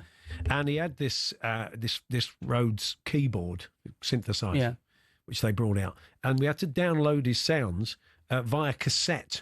Those are the days. Via cassette. Imagine like using a cassette to load a Herbie Hancock sounds for a big gig in London. I mean, for us, it was wax cylinder. Yeah. But you obviously still enjoy the touring, you and Glenn. Oh, we adore it. I mean, the time on stage, there's nothing like it, really. I mean, we'll probably end up getting pulled behind the curtain like Tommy Cooper. Yeah. Oh, no.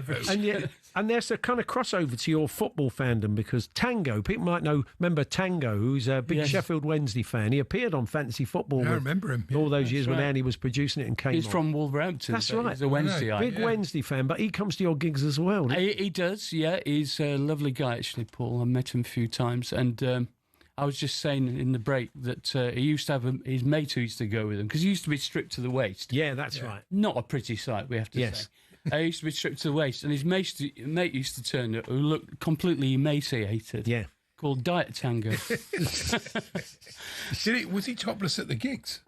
No, he put a shirt on. Just for football. Yeah. Fair enough. M17 T-shirt available at all good merchandise stores.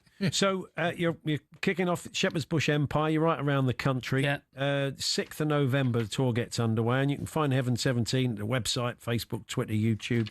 Yeah. And the new singles on Spotify. That's where we were listening a bit earlier on. Sheffield on the 14th of November. Yes. Oh, that's right. Yeah, and we're working on a new album as well. Oh, nice one. It's nice to give them some new music. Now, we do talk football with you, and I don't think it's been quite as bleak as it is at the moment, Martin. I just read today that Chansiri's now looking for investment so he doesn't have to sell the club. I'm sure that's a bit of a deflator from your point of view, isn't it? He's just got to go. Yeah. He's got to go. And I'm involved with a few organisations that are helping to organise protests of various kinds. You see, we don't. I know. Like Reading did the whole tennis ball thing and blah blah blah. We don't want to push it at this point to the point where we get points deductions for getting games abandoned. Yeah.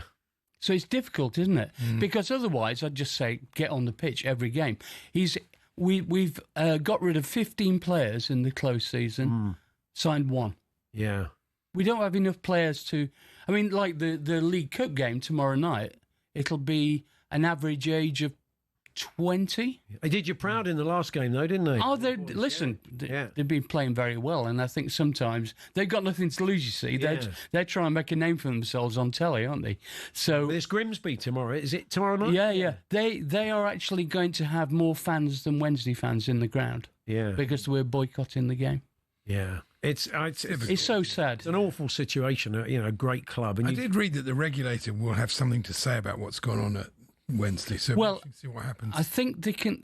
They're going to have the power to appoint trustees or something, and maybe force him to sell because he's defaulted on paying the players and ground staff. For 4 of the last 5 months.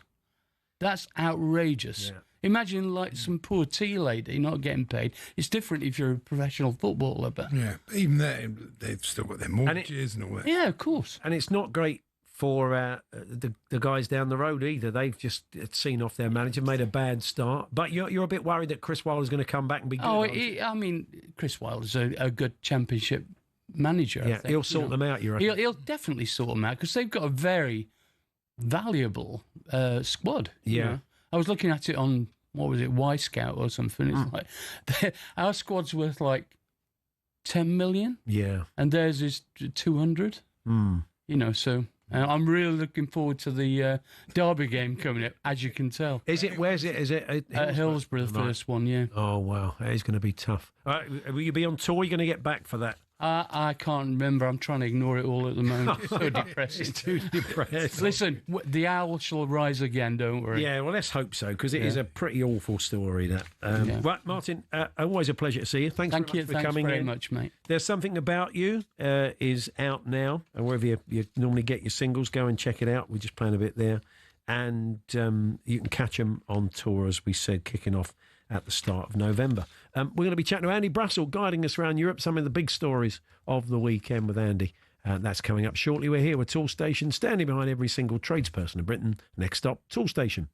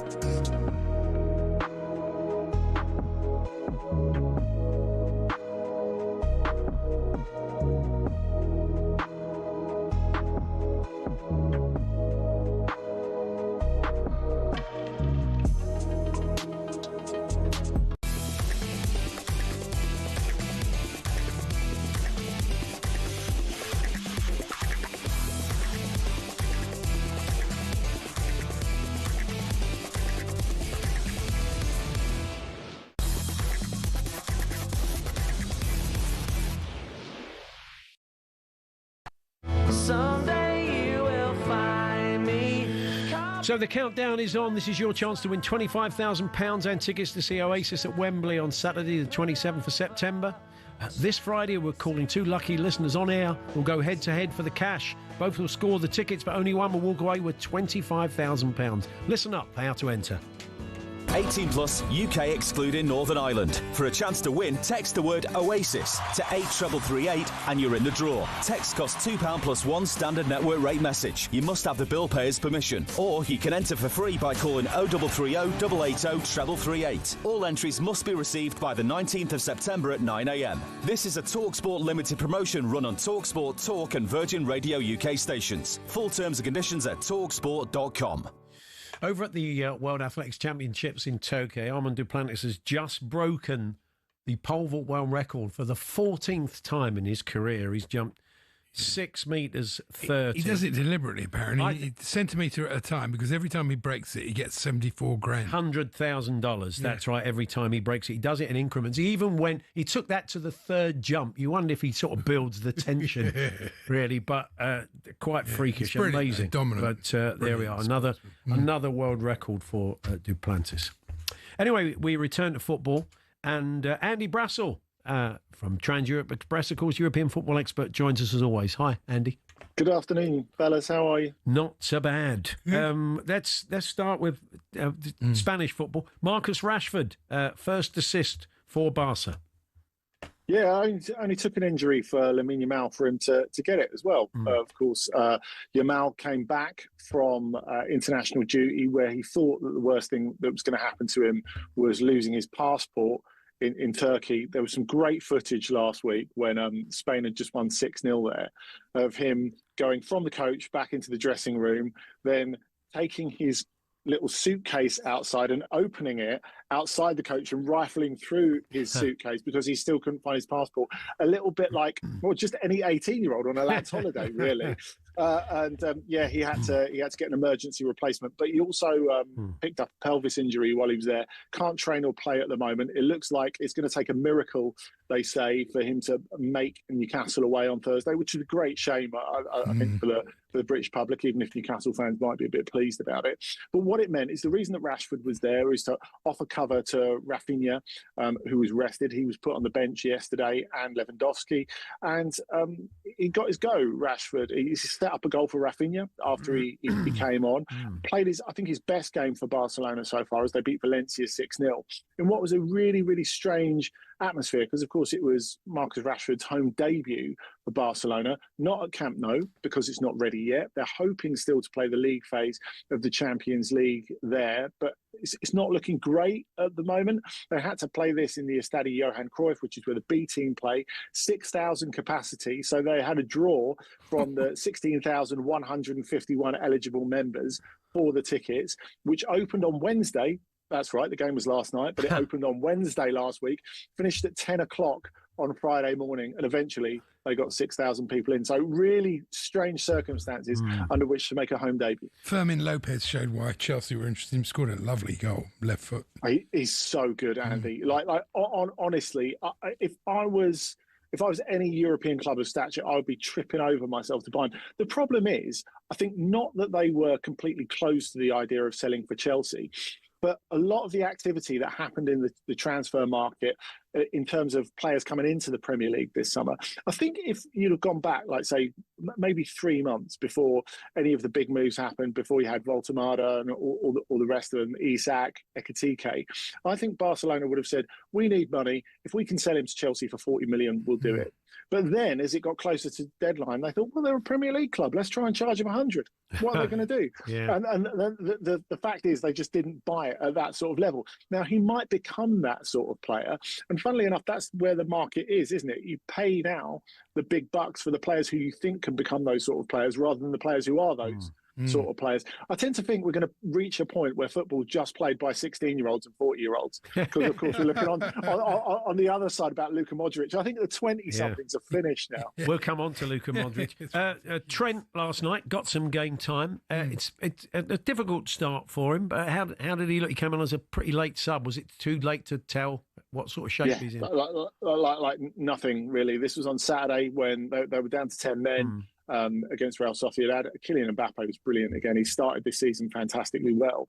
But Trent Alexander-Arnold hasn't started an away game yet, which I think is kind of how you would expect it to go, to be perfectly honest. Now, he's in a really difficult position because he's battling it out with a returning hero in Dani Carvajal. Carvajal, who was the captain for this game of the weekend, and he provides you with more defensive security away from home, especially as Trent Alexander-Arnold is still learning to play in Spanish football, really. So it feels a lot less risk-free, a lot less risky when they're playing him, in the home game. So look, he'll get plenty of time. Carvajal's just come back from this massive injury, but he's someone who represents Real Madrid on every level. It's not just the grit and the grinter. The bloke's won 6 Champions Leagues. Yeah. So even though Trent Alexander-Arnold is fantastic, it's going to be a right old battle to dislodge him from the team, even though it's expected to be Carvajal's last season. Just a very quick one on both North London clubs have got Spanish opposition tomorrow night. Athletic for Arsenal and Spurs have got Villarreal. What sort of nick are they in going into these games? Well, look, if you haven't had an important player injured on international duty in the last window, PSG have been racking up injuries left and right, of course. They came back with Doué and Dembélé injured. Athletic and Spain, no different. Athletic look unlikely to have Nico Williams available for this week against Arsenal, and they looked a bit flat as they lost at home to Alaves last week. I suspect they've got a little bit on their minds how much they had stage fright against Manchester United in the semi-final of the Europa League. It's their first European game since they lost that game and were really humiliated in that game. So they need to do something a lot better against Arsenal. Villarreal, they lost 2-0 at Atletico the weekend, but they're a little unlucky to do so. They've started the season really well. Funnily enough, talking of North London, Nicolas Pepe has been really great for them so far this season. He was good again at the weekend. They've just signed George Mkhitaryan from Lyon for 35 million, another attacking player, because of course they lost Tierno Barry and Alex Baena this window. Villarreal have looked good. They're well coached, and I think even though they're not the most glamorous opposition for Spurs, they're quite difficult opposition. Chelsea, of course, go to Munich to play Bayern. Harry Kane was among the goals again, wasn't he, over the weekend? He was, but if I was him, I might have a little bit of an empty stomach, because you've got to bear in mind, Hamburg, who they played on Saturday night, they've been out of the top flight for 7 years. They'd never been relegated before that. And they're one of the teams who are battling against relegation. And also, I reckon Bayern really missed them, because in the last 8 games that Hamburg had played at the Allianz Arena before this one, they conceded 50 goals. 50 goals in 8 games. So you're probably coming off the back of a 5-0 battering thinking, you know what, lads, we did all right there, especially as we were 1-0 down after 3 minutes and 4-0 down at half time. Serge Gnabry, who's looking in great form at the moment, scored from an impossible angle to open the scoring. And really, it felt like Bayern were sort of managing the minutes. They were 5-0 up after an hour, and from there they sort of wound down a little bit. But it could have been really, really ugly for Hamburg. Yeah, difficult game for Chelsea, I think, and going back there where the fans will remember the final. So, of course. Yeah, exactly. Luka Modric was among the evergreen Luka Modric, still scoring goals for Milan, age 40. Sort of says a lot, though, doesn't it? I mean, he was brilliant, but I think it's the players around him as well. I mean, it was a great finish to score the goal, but I think he's massively helped by the fact he's got a really athletic Yusuf Fofana around him. Adrien Rabiot's come in as well, so there are the legs elsewhere in the team. And funnily enough, last season, I think Modric himself would probably say he was forced to play too much for Real Madrid, and he looked a bit leggy in the second half of the season. He ended up playing 50 matches, not in their entirety, but you shouldn't really be playing that at 39, 40.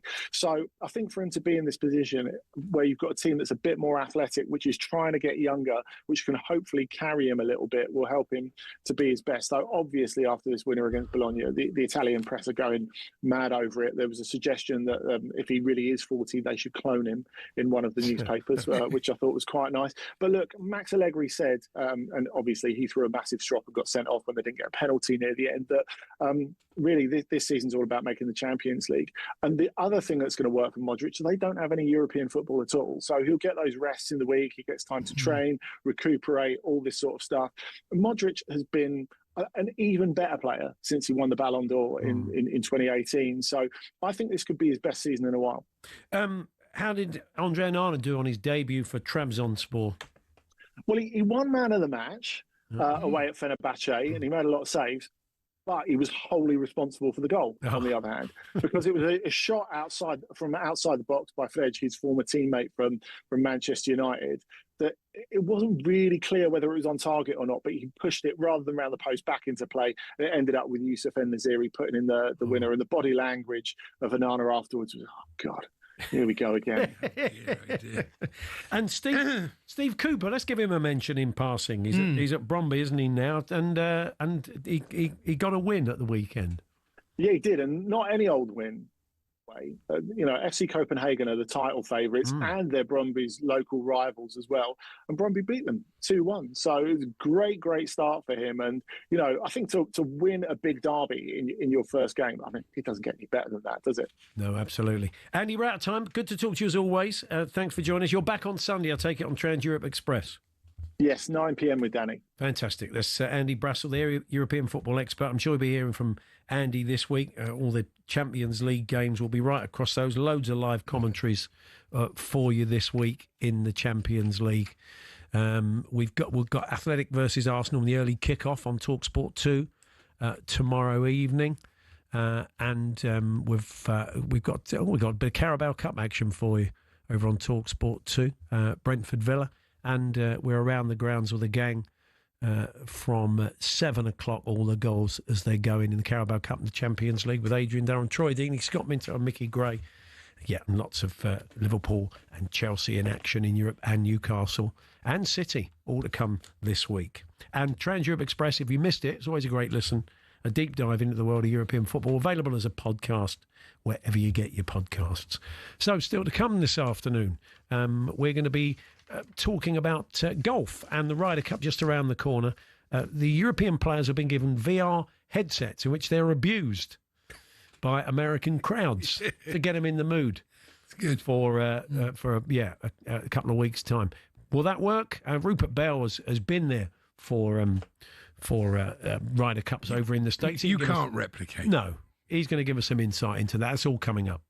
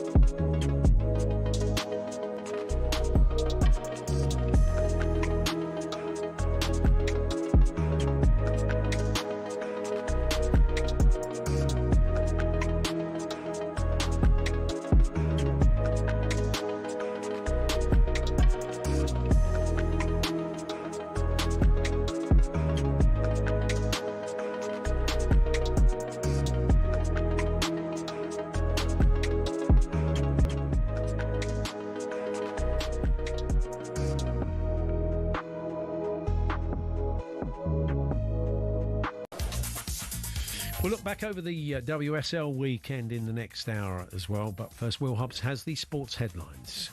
talkSPORT Sports Update, powered by the Nissan Van Range. Commercial vehicles built around your business. Search Nissan Vans or head to your local Nissan Van Centre.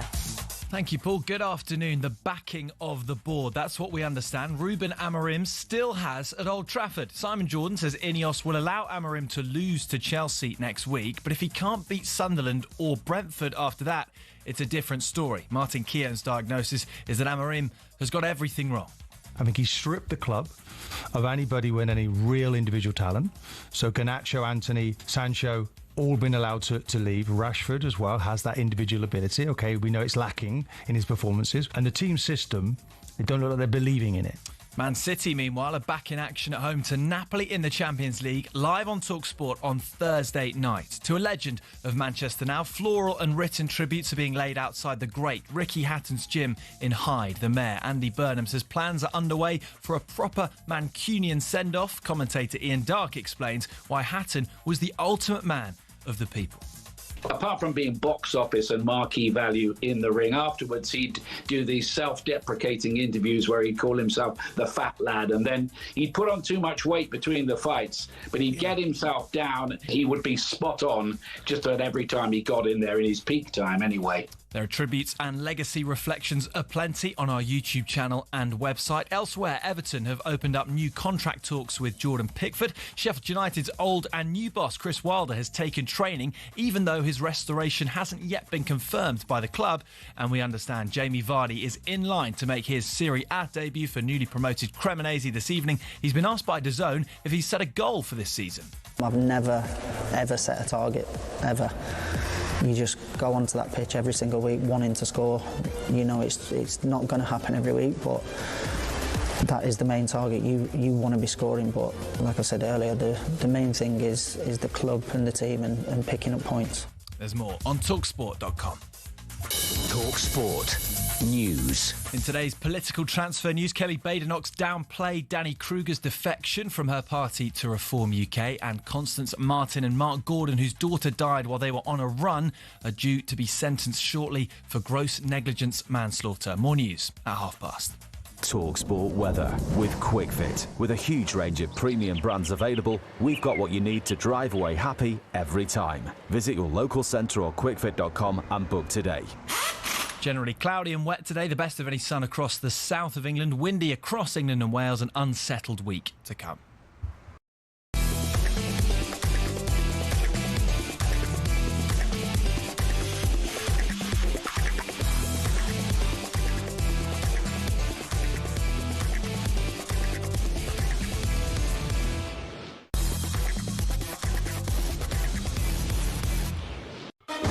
Paddy Power on talkSPORT. With Paddy's Super Sub, your new bet rolls over to the new player coming on. T's and C's and exclusions apply. 18 plus, begambleaware.org.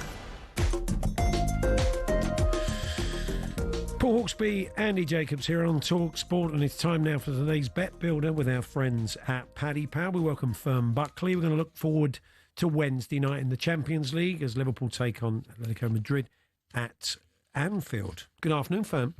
Good afternoon, lads. How are we doing? Yeah, we're not too bad. Pleased the Champions League is back. Definitely. It's going to be exciting. Some big games this week. So just remind us how the Bet Builder works. Yeah, of course. There's a combination of bets across different markets. We've all made a pick, added them together to get some overall value. Paddy Power have then put a £10 bet down in the hopes we get it right, because when we do, all the winnings go to the Attitude Foundation, who do wonderful work with the LGBT community. Okay. I think it could be a good night for Florian Wirtz. Kind of the pace of it, European nights will suit him, as in the early burly of the Premier League. So I'm going to go to score or assist any time. Yeah, I mean, the difficult thing is no goals from him so far this year, but he did get an assist for Liverpool in the Community Shield. He's had a goal for Germany as well. And I think he's still trying to work his way around the squad, where he stands in the squad. He can get himself into some smart places as well, but not quite following through just yet. But like you say, I think it could be a good game for him. For him to score or assist in this match is an evens, and he's a super sub as well. So if for any reason he comes off, Paddy Power will protect your bet and move it to whoever comes on for him. Now, we've been told Alexander Isak's going to get some game time. 45 minutes in on the slot. Yeah, so what are you saying, Andy? 45 minutes. I'm going for him to get one or more shots on target. Good call. Yeah. He's another, so yeah, like you say, it all depends on him starting. Could we see that debut? Slot says 45 minutes he'll be fit enough for either Atletico or Everton. So, yeah, hopefully it might be in this game. Of course, he was left out of the Burnley match yesterday. If he does come on, though, I can imagine a shot on target. It's not unthinkable. He got 46 in 34 games for Newcastle last season. So one or more shots on target, that's in at 128.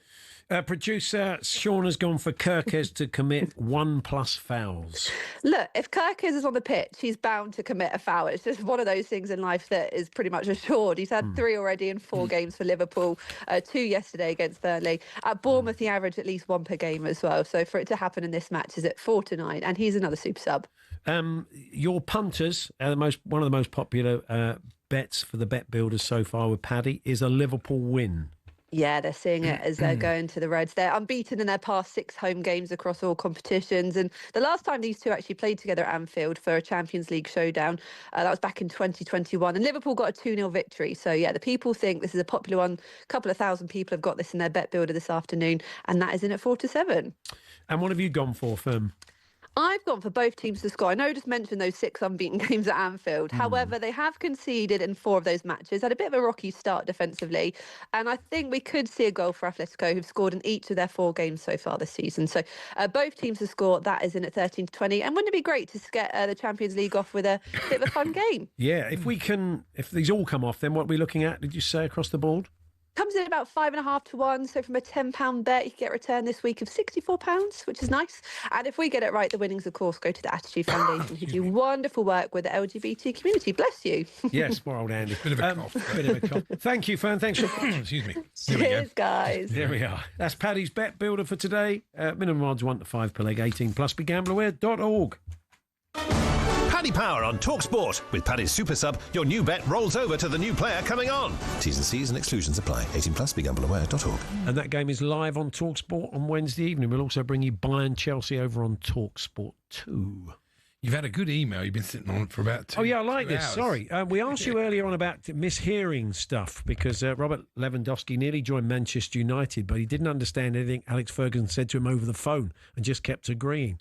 When I was about 11 years old, I went on a week-long football holiday. I used to get car sickness very badly. And when we finally arrived, I was looking a bit green around the gills. Went up to the reception with my mum and dad, and the coach said, "Hello, mate. How are you? What's your name?" And I said, "I feel sick."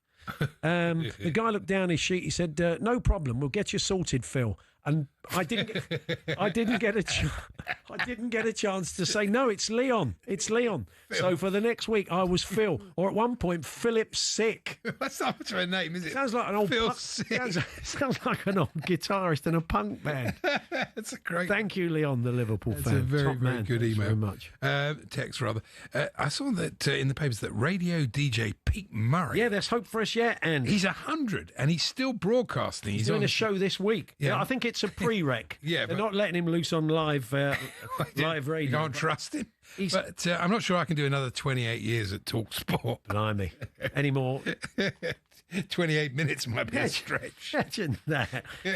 Andy at 100, ossified, sitting in the corner. Yeah, still cursing, giving away last-minute goals. Would be tremendous, wouldn't it? Yeah. David Beckham was spotted. Was he?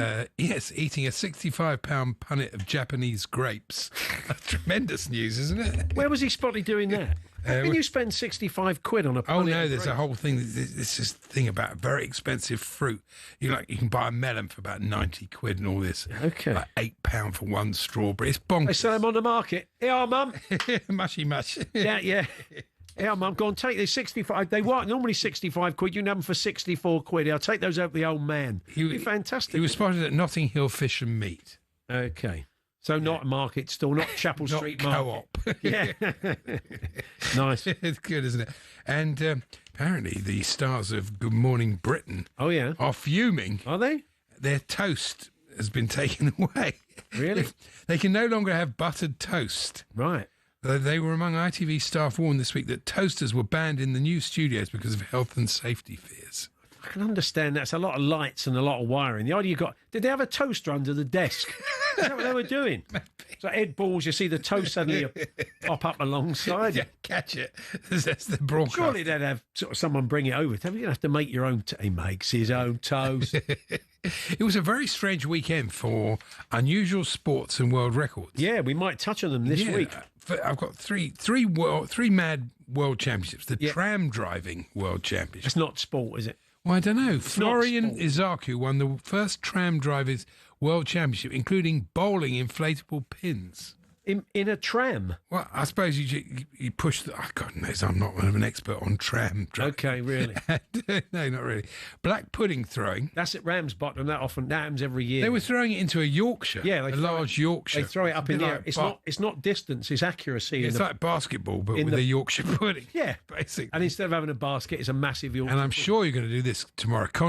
Controversy in the world of stone skimming. Yeah, apparently it's been cheating in the world of stone skimming. I'm sure Charlie Baker want to go big on that on a Champions League day. And to complete a really mad weekend, a man broke a bizarre world record sprinting 100 metres backwards in high heels. Okay. Tremendous. Well done to him. Well done. We may not have time to get him on this week. No, I don't. Angelina Kelly's going to join us. We're going to look back over the WSL weekend. She's also a Manchester United fan. It's part of our fine YouTube show here on talkSPORT. So, as much as she hates it, we're going to talk about Manchester United as well. Stay one step ahead with the good people at Tool Station, whatever the job. Next stop, Tool Station.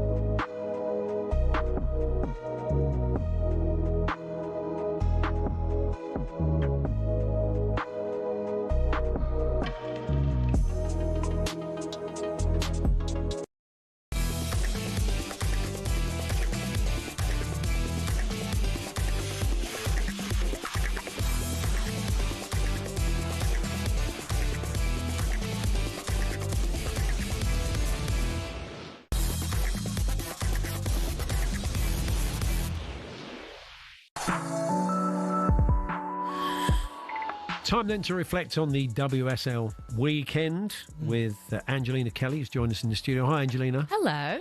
Let's start with your team, Manchester United, who had a bit of a difficult build-up to their big win against London City Lionesses because they had no boots until about 3 hours before kick-off.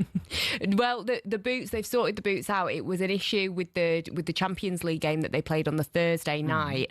So they actually got to their game against Brann. Right. And the boots didn't travel. The boots it was the boots there that was the boots there. Although there was a little bit of, laughing and joking between people in the media section questioning if they had the right boots on against London City Lionesses, but they did. Right. And I'd just like to say Manchester United are top of the league. Well, okay. They are currently, I don't know how long they'll be top of the league. Very sweet to say that at the moment. It's been so long since I've been able to say that. Yeah. Listen, it still counts, still at the top. It's far too early. What system do they play? Yeah. I mean, a good one. You can see, looking at it, it's going to come down, as it always does, between United, Arsenal, Chelsea. Yeah. Probably Chelsea. Yeah, 100%. But, I was at the Manchester United game. They were playing London City Lionesses, so that was their first home game in the WSL because they got promoted this season. And I think it was, a humbling moment. They lost against Arsenal in the opening game 4-1. And I think to now lose 5-1 to Manchester United, I think that, two of the best teams in the Women's Super League. They've got a lot of new players as well, haven't they? They've got a bed in, so... Well, this is the thing, in order to try to compete, to not just be the team that gets relegated, to try and stay in the mix, if not compete for the title, because that's the aims of their owner, Michelle Kang, who I got to see in the flesh yesterday, and she's just as amazing as I thought she would be. She's impeccably dressed. She's got this amazing vibe about her, and, she's the owner of London City Lionesses, and she says, we want to go straight to the top. So they've brought in 17 new players, but getting them to gel. And I actually spoke to the manager after the game and I said, is this a problem? And he said, it's my biggest battle at the moment because you've got some really experienced players, Nikita Paris, who won the Euros in 2022 with England. You've got someone like Danielle van der Donk, who hasn't quite featured yet. I'm not too sure. I think she's had a bit of a knock. But, she is, was a great player for Arsenal back in her day. And then you've got a lot of young players as well, like Isabel Goodwin, who plays for them, who was the top scorer last season for them in the Championship. You've got a great mix of players, but getting them to all work in harmony is going to be important. And I also spoke to Nikita Paris and she said, once we click... I feel like we're going to be, it's going to be, plain sailing for us. It's probably the games against, the rest of the league other than the You're right. strong teams. But again, big wins for Arsenal and Chelsea again. 5-1, Arsenal beat West Ham. And Sam Kerr was back, superstar striker for Chelsea after nearly a couple of years. 20 months. Yeah. So obviously Chelsea, were at Villa Park. They beat Aston Villa 3-1. Just under 5,000 people at Villa Park. It was unlucky for Villa because, they looked so good in the first 20 minutes. But Chelsea, the squad depth that they've got, they are an absolutely fantastic side. There's a reason why they were invincible, unbeaten in the league last season. But yeah, Sam Kerr, she scored her 100th Chelsea goal, 20 months on the sidelines with an ACL injury. She's 32 years of age, and I think a lot of people questioned if she'd be able to come back and really kick on. But she was absolutely brilliant. I mean, for context, for people that don't know, she was the runner-up in 2023 for the Ballon d'Or. That's how amazing she is. She's won the Golden Boot in the WSL. So I think for Chelsea, it's excellent news that they've got another player for the squad depth, and Arsenal as well have got great squad depth. Especially with Ramirez out, so that's good. Now, Everton had their first game at Goodison, Everton women, and there was 6,500 at the game, but Tottenham spoilt the party a bit, didn't they? They did. I mean, Everton beat Liverpool at Anfield in the Merseyside derby last weekend, and I think everyone was expecting really big things from this game because, they're facing a Tottenham side that have got a new manager in Martin Ho. Last season, they were nearly in a relegation battle. Yeah. But we're seeing a lot of really, really good, confident play from Tottenham. It's absolutely brilliant to see. I think for Everton, to be, the first game at Goodison Park, it is disappointing. But we have to talk about Tinker Tandberg's goal. Yeah, what a goal. 40-yard first-timer. You've seen it, Andy? No. It's absolutely brilliant. I mean, it's great work from Beth England, who, Tottenham normally rely on for their goals. She dispossesses the Everton defender just kind of in front of the centre circle, passes it to Tandberg, strikes it. I think it is about 42 yards out. Goalkeeper scrambling back to try and get to it, but it just sails into the air, just drops into the net. She's 21 years of age, brand new signing for them. She said, I want to be a Spurs legend. And I think scoring a goal like that, she's definitely on her way. Because often you'll see goals like that and they'll have a touch first, but it's very rare you see one hit first time. Yeah, exactly. The quality that she possesses to do that. But I think it's great to see Spurs playing with confidence. 2 seasons ago, they were in an FA Cup final. So I think, Martin Ho, the new manager, he's starting to build something really good with them. Liverpool, though, yes, lost again, didn't they? They had plenty of the ball in the first half, but they lost 1-0 to Leicester. They did. So this was at the King Power Stadium. And I think for me, Leicester and Liverpool, if I'm being brutally honest, are probably the 2 weakest sides in the WSL, in my opinion. And I think it will be between those 2 sides who goes down. I know it's very early on, but I just am really disappointed with Liverpool and the fact that, they sold Olivia Smith to Arsenal.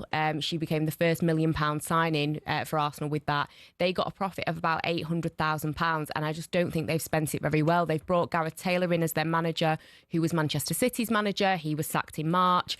As much as they've got a lot of possession in this game, 75% possession, 6 shots in the opening 45 minutes, that doesn't win you games. No. And I think, for Leicester, they are very, very comfortable playing at the King Power Stadium.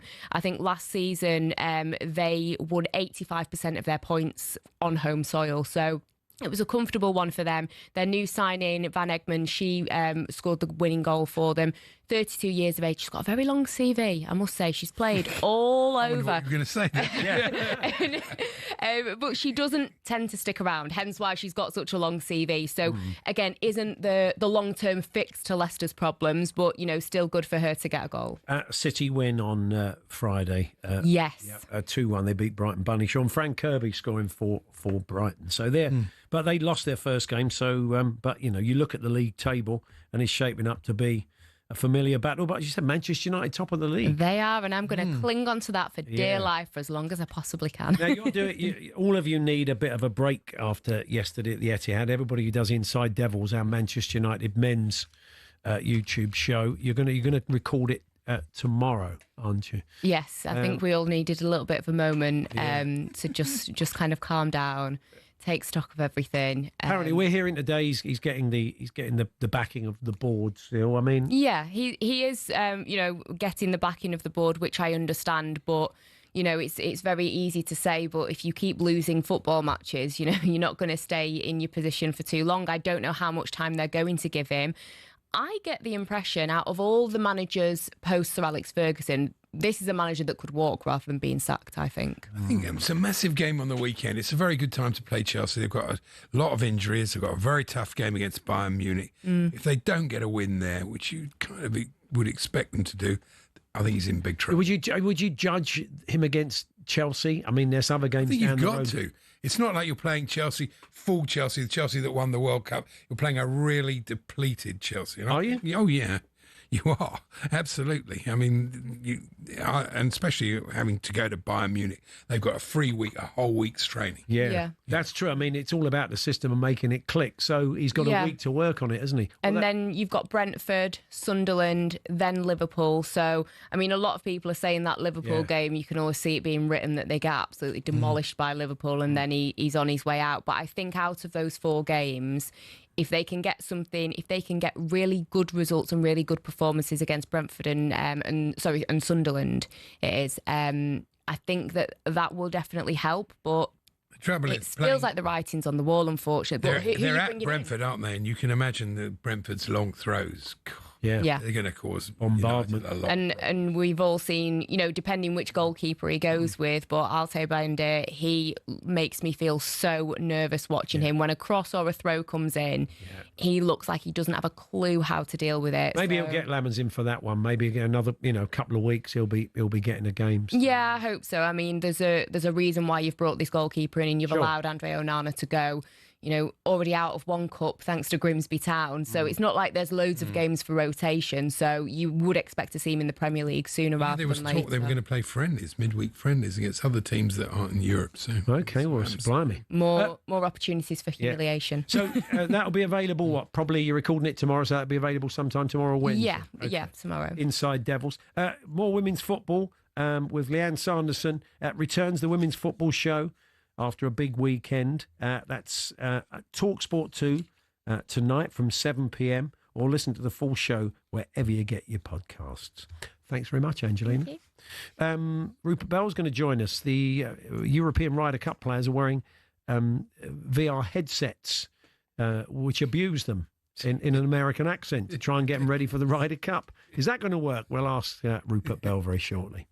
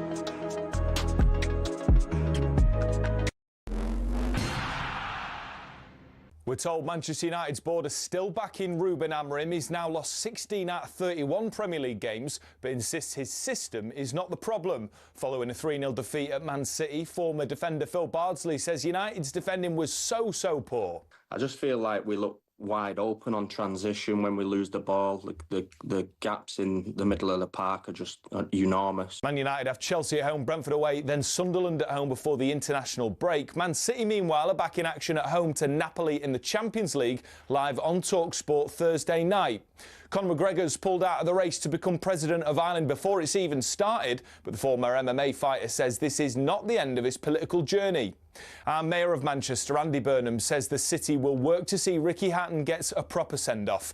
He was found dead at home, aged 46. Police are not treating it as suspicious. Former boxer Paul Smith's told White and Jordan fighters should be given access to therapy when they retire. Just unload and let a bit off your chest to someone who isn't going to judge it or answer back too much. Someone who's fully qualified to guide you the right way, who can spot the signs also of what may come later down the line. In a statement, Ricky Hatton's family say he gave everything inside the ring and wore his heart on his sleeve outside of it. There's more on Hatton's considerable legacy at talksport.com.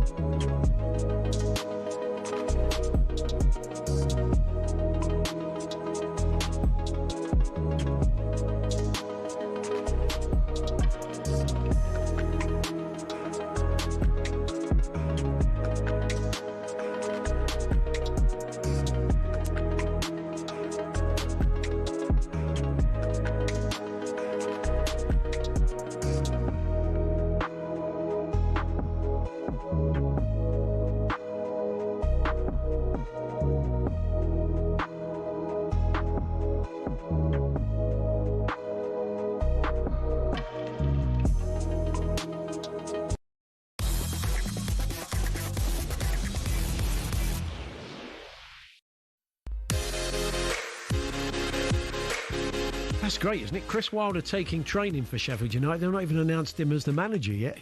Maybe they want to suss out whether he's the right man for the job. He doesn't know the place or anything. You've got to get used to it. Yeah, I guess you have, yeah. Anyway, the latest episode of 21 Minutes to Go, the podcast with Andy Goldstein and Jason Cundy, is out now. Plenty to look forward to in this week's edition.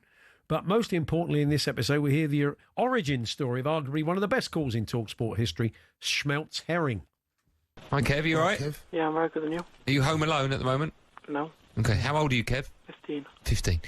Legally, you need permission from the bill payer. Can we speak to your mum or your dad? Hello? Hello, who's that? Hi, this is Schmeltz Herring. Is that not just Kevin putting on a deep voice? Yeah. What's your name, please? Schmeltz Herring. Schmeltz Herring. Hey, what's Kevin like as a young boy, as a son? What's he like? He's a very good boy. Are you married, Schmeltz? Yeah. You are. What's your wife called? Hannah. Can we speak to her? Yeah. Oh, we can. Yeah, we can. Wow, Excellent stuff. Amazing. Excellent. We're speaking to all the herrings. Hello? Oh, Hannah? Yeah. How you got... Fair play to the lad, though. Fair play for him to doing all the voices like that and trying to carry it off. He kept a straight face. That was very good. If you haven't already, go and check out 21 Minutes to Go with Andy Goldstein and Jason Cundy, available on your favourite podcast provider now. So, the Ryder Cup just around the corner, and in readiness for the white heat of the Ryder Cup over in the States, where obviously they get on the European players' backs. They're trying all sorts to try and get them in the zone, including virtual reality headsets, complete with US abuse, so they kind of get in the moment. Let's speak to somebody who's been to Ryder Cups working for talkSPORT in the States and knows just how nasty it can get. It is Rupert Bell. Good afternoon, Rupert. Good afternoon, Andy. Good afternoon, Paul. I mean, is it that? I mean, I'm just wondering. I did say the other day, I mean, we know they're going to act up and they're going to be like this, but everybody's talking about it so much, it becomes a bit of a self-fulfilling prophecy, this, doesn't it? It's going to be worse than it usually is. I think this will only probably exacerbate the situation, because the American, or particularly the New York sports crowd, will probably be looking forward to hearing the jibes about the virtual reality European team going around. I mean, I've sort of put one of these headsets on and sort of ridden a virtual reality horse race in them, but I don't know what they do. I mean, it's sort of out of I don't quite fully understand what they're doing, but basically it's shouting abuse at a player with a headset on. I think it seems to be the terms of what they've been doing. It will be loud, it will be raucous, but hopefully it doesn't cross the mark. But it does get pretty near the line, and has done in previous ones. In 2016, it got quite lively as well at various times. And in the last one, when there were no European fans, a lot of them felt pretty uncomfortable. And the things that were being said, not only about the players, but the sort of wives and support staff as well, that seemed pretty unnecessary. I'm not saying that when they come to Europe, it's all sweetness and light, because I'm pretty sure in Italy, there were occasions where the Americans copped a lot of flack. So hopefully, though, there will be some common sense around, but I'm not holding my breath with regard to that. Hopefully, though, the Americans will be able to block out the noise, and maybe that's all part of the training. They're there for the next 3 days to have a quiet look at the course before crowds start descending on Bethpage next Monday. I think they open the gates for a crowd to experience with the first practice sessions. It's a long old build-up into the Ryder Cup itself, starting Friday week. So hopefully, when we're there, there will be a degree of decorum. But as I say, I may be in wishful thinking territory. Well, I think it is golf after all, and I think there's a danger of crowd trouble spoiling the Ryder Cup. You know, if it does spill over into sort of unpleasantness, and you get players taking on spectators while they're on the tee and all this, it won't be a good thing for golf in any shape or form.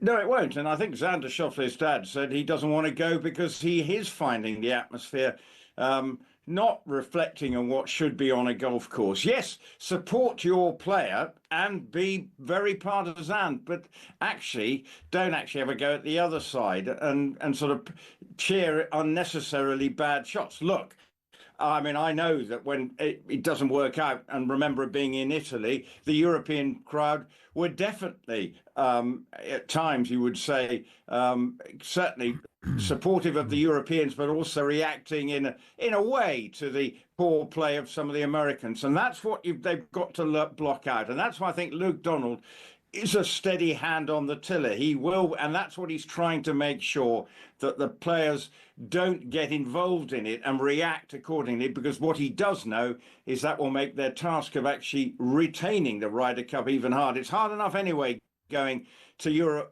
to America to try and win it, as the Americans find coming over here.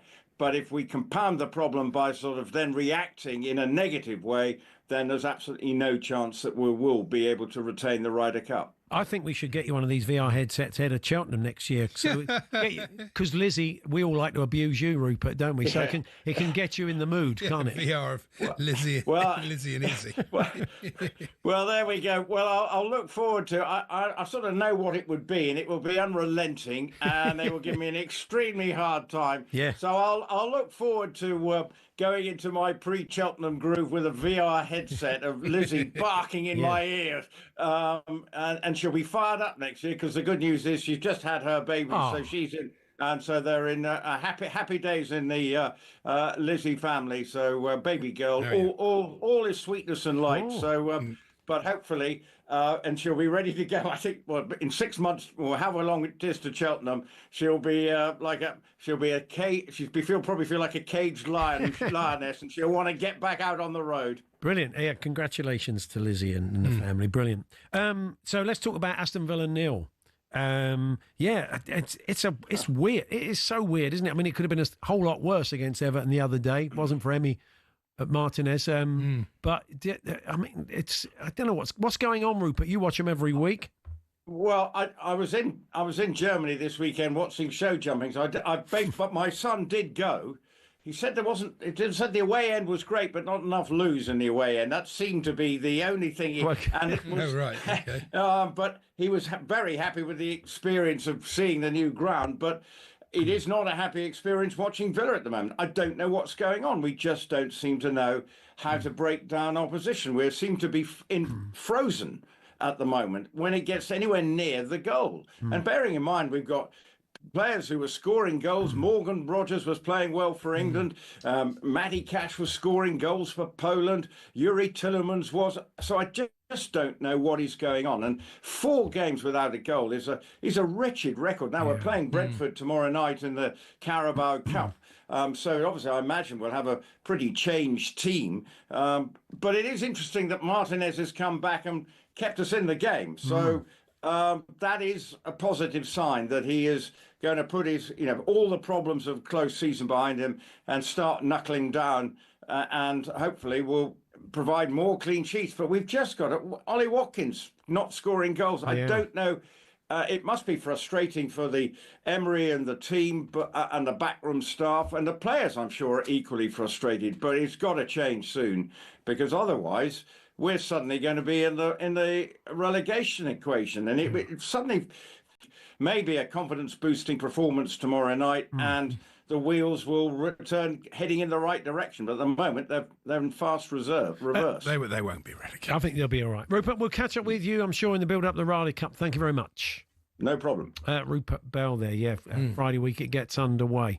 It's Paul Hawksbee and Andy Jacobs here on talkSPORT. Just to remind you that however you watch telly, you can now watch talkSPORT from Samsung and LG TVs to Fire TV, Chromecast and Apple TV, or just grab the app on Android TV and Google TV. We're even on Prime Video. That's talkSPORT live on your screen as well as your speakers. We're here with Toolstation, standing behind every single tradesperson of Britain. Next stop, Toolstation.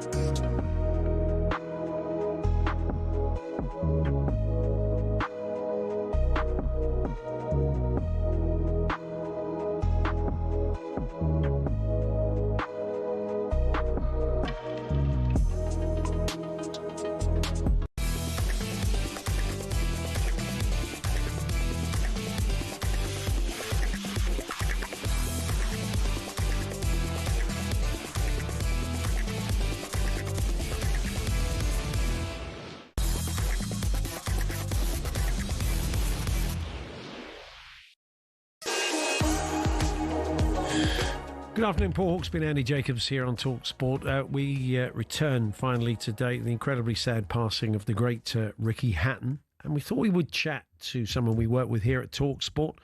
After he left us here, he went off, and amongst the many projects he did was to spend 4 months working with Ricky Hatton, putting a fly-on-the-wall book together with photographer Ben Duffy. And the result was The Real Hitman. And it's our own Dom McGinness. Good afternoon, Dom. All good, lads? Yeah, not too bad, thanks, Dom. Yeah, we're say I think it's knocked everybody for sixes. For you, as you know, up in Manchester, who knew Ricky well and had worked with him and spent a lot of time with him, it's come as a very sad and a terrible shock.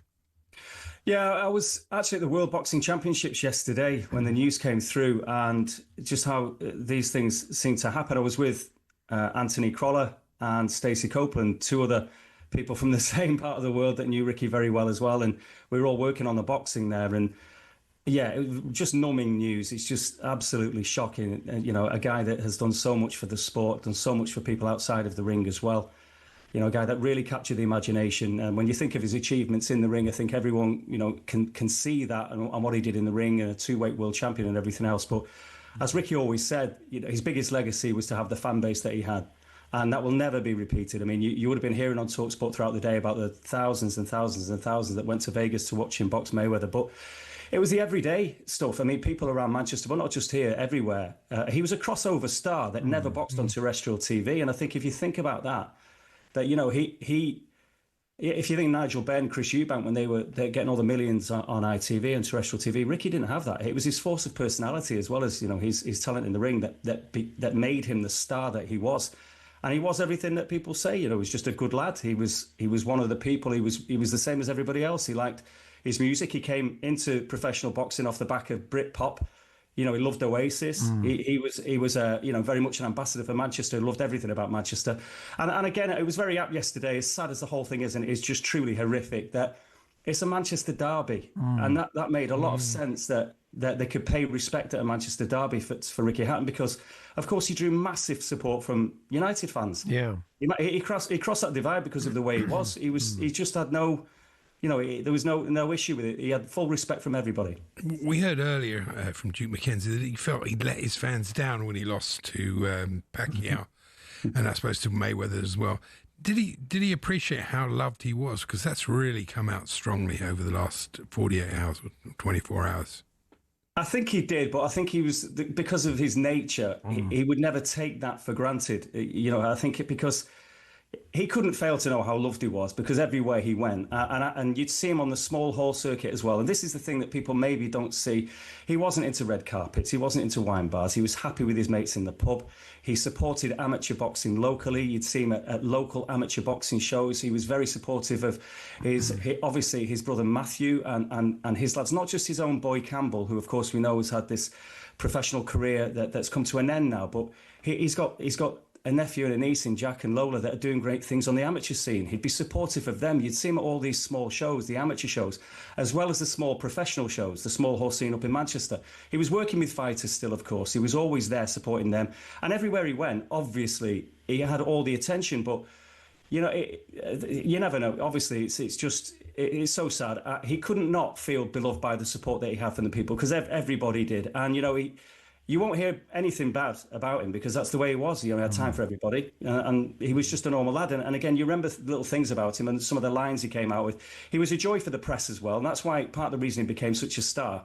But some of the little lines he come out with, you know, he said, "I've got a problem with my legs. I can't walk past the chippy." All the stuff all these little, and you know, if you ever saw his kind of stand up in the evenings when he'd go out on the road and everything, you know, he was something else. He was a real one-off. What were those 4 months like that you spent, you and Ben Duffy, the photographer, kind of behind the scenes? Have you got any special memories of? I mean, that was 2006, so he's in his pomp, isn't he, at that stage? Yeah, but again, there was never an issue with him being accessible to everything he wanted to do. So obviously, I'd spent a lot of time in the Better Bodies gym in Denton, where he was training under Billy Graham, and he was in there with his brother Matthew, who, of course, his career ran alongside him. A great lad, and you feel for Matthew as well as the rest of the family today. What a great fella he is. And again, Matthew Macklin was in the gym at the time with them. And then nothing was off limits. You know, I was in his house. We went on the road and he did events. He was doing charity events. He was doing TV appearances.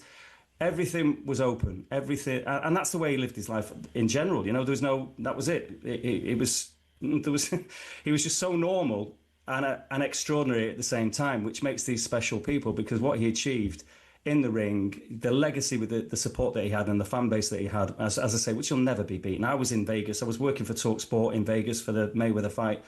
Oh my goodness. I mean, it was something else. I don't think Vegas has ever fully recovered from that. And the scenes that week were something else. And finally, Andy Burnham, the mayor, has said they're going to give Ricky an incredible send-off. I'm sure that the whole city will turn out. It's a sad occasion, but it will be hopefully a celebration of what he meant to the people of the city and beyond. Yeah, and hopefully there's something, you know, as well as a celebration of his life, however that looks, if there's anything that could keep Ricky's name up in lights, you know. Again, I've already seen one suggestion that obviously Liverpool has an airport named after John Lennon, and, you know, it's something significant for Ricky the Hitman Hatton, I think, would be very, very apt, because he inspired generations of kids to pursue their dreams, whether that's in the boxing ring or anywhere else, because he showed how normal lads like him can do it. And again, you know, you'd want that legacy to live on, because that's an inspiration. Dom, appreciate your time. Thanks very much for joining us. Cheers, fellas.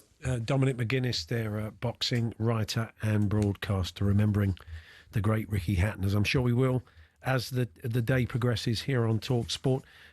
We also have the talkSPORT Daily podcast, which is obviously a Ricky Hatton conversation between Gareth A. Davis, Spencer Oliver and Paul Smith. It's a special edition.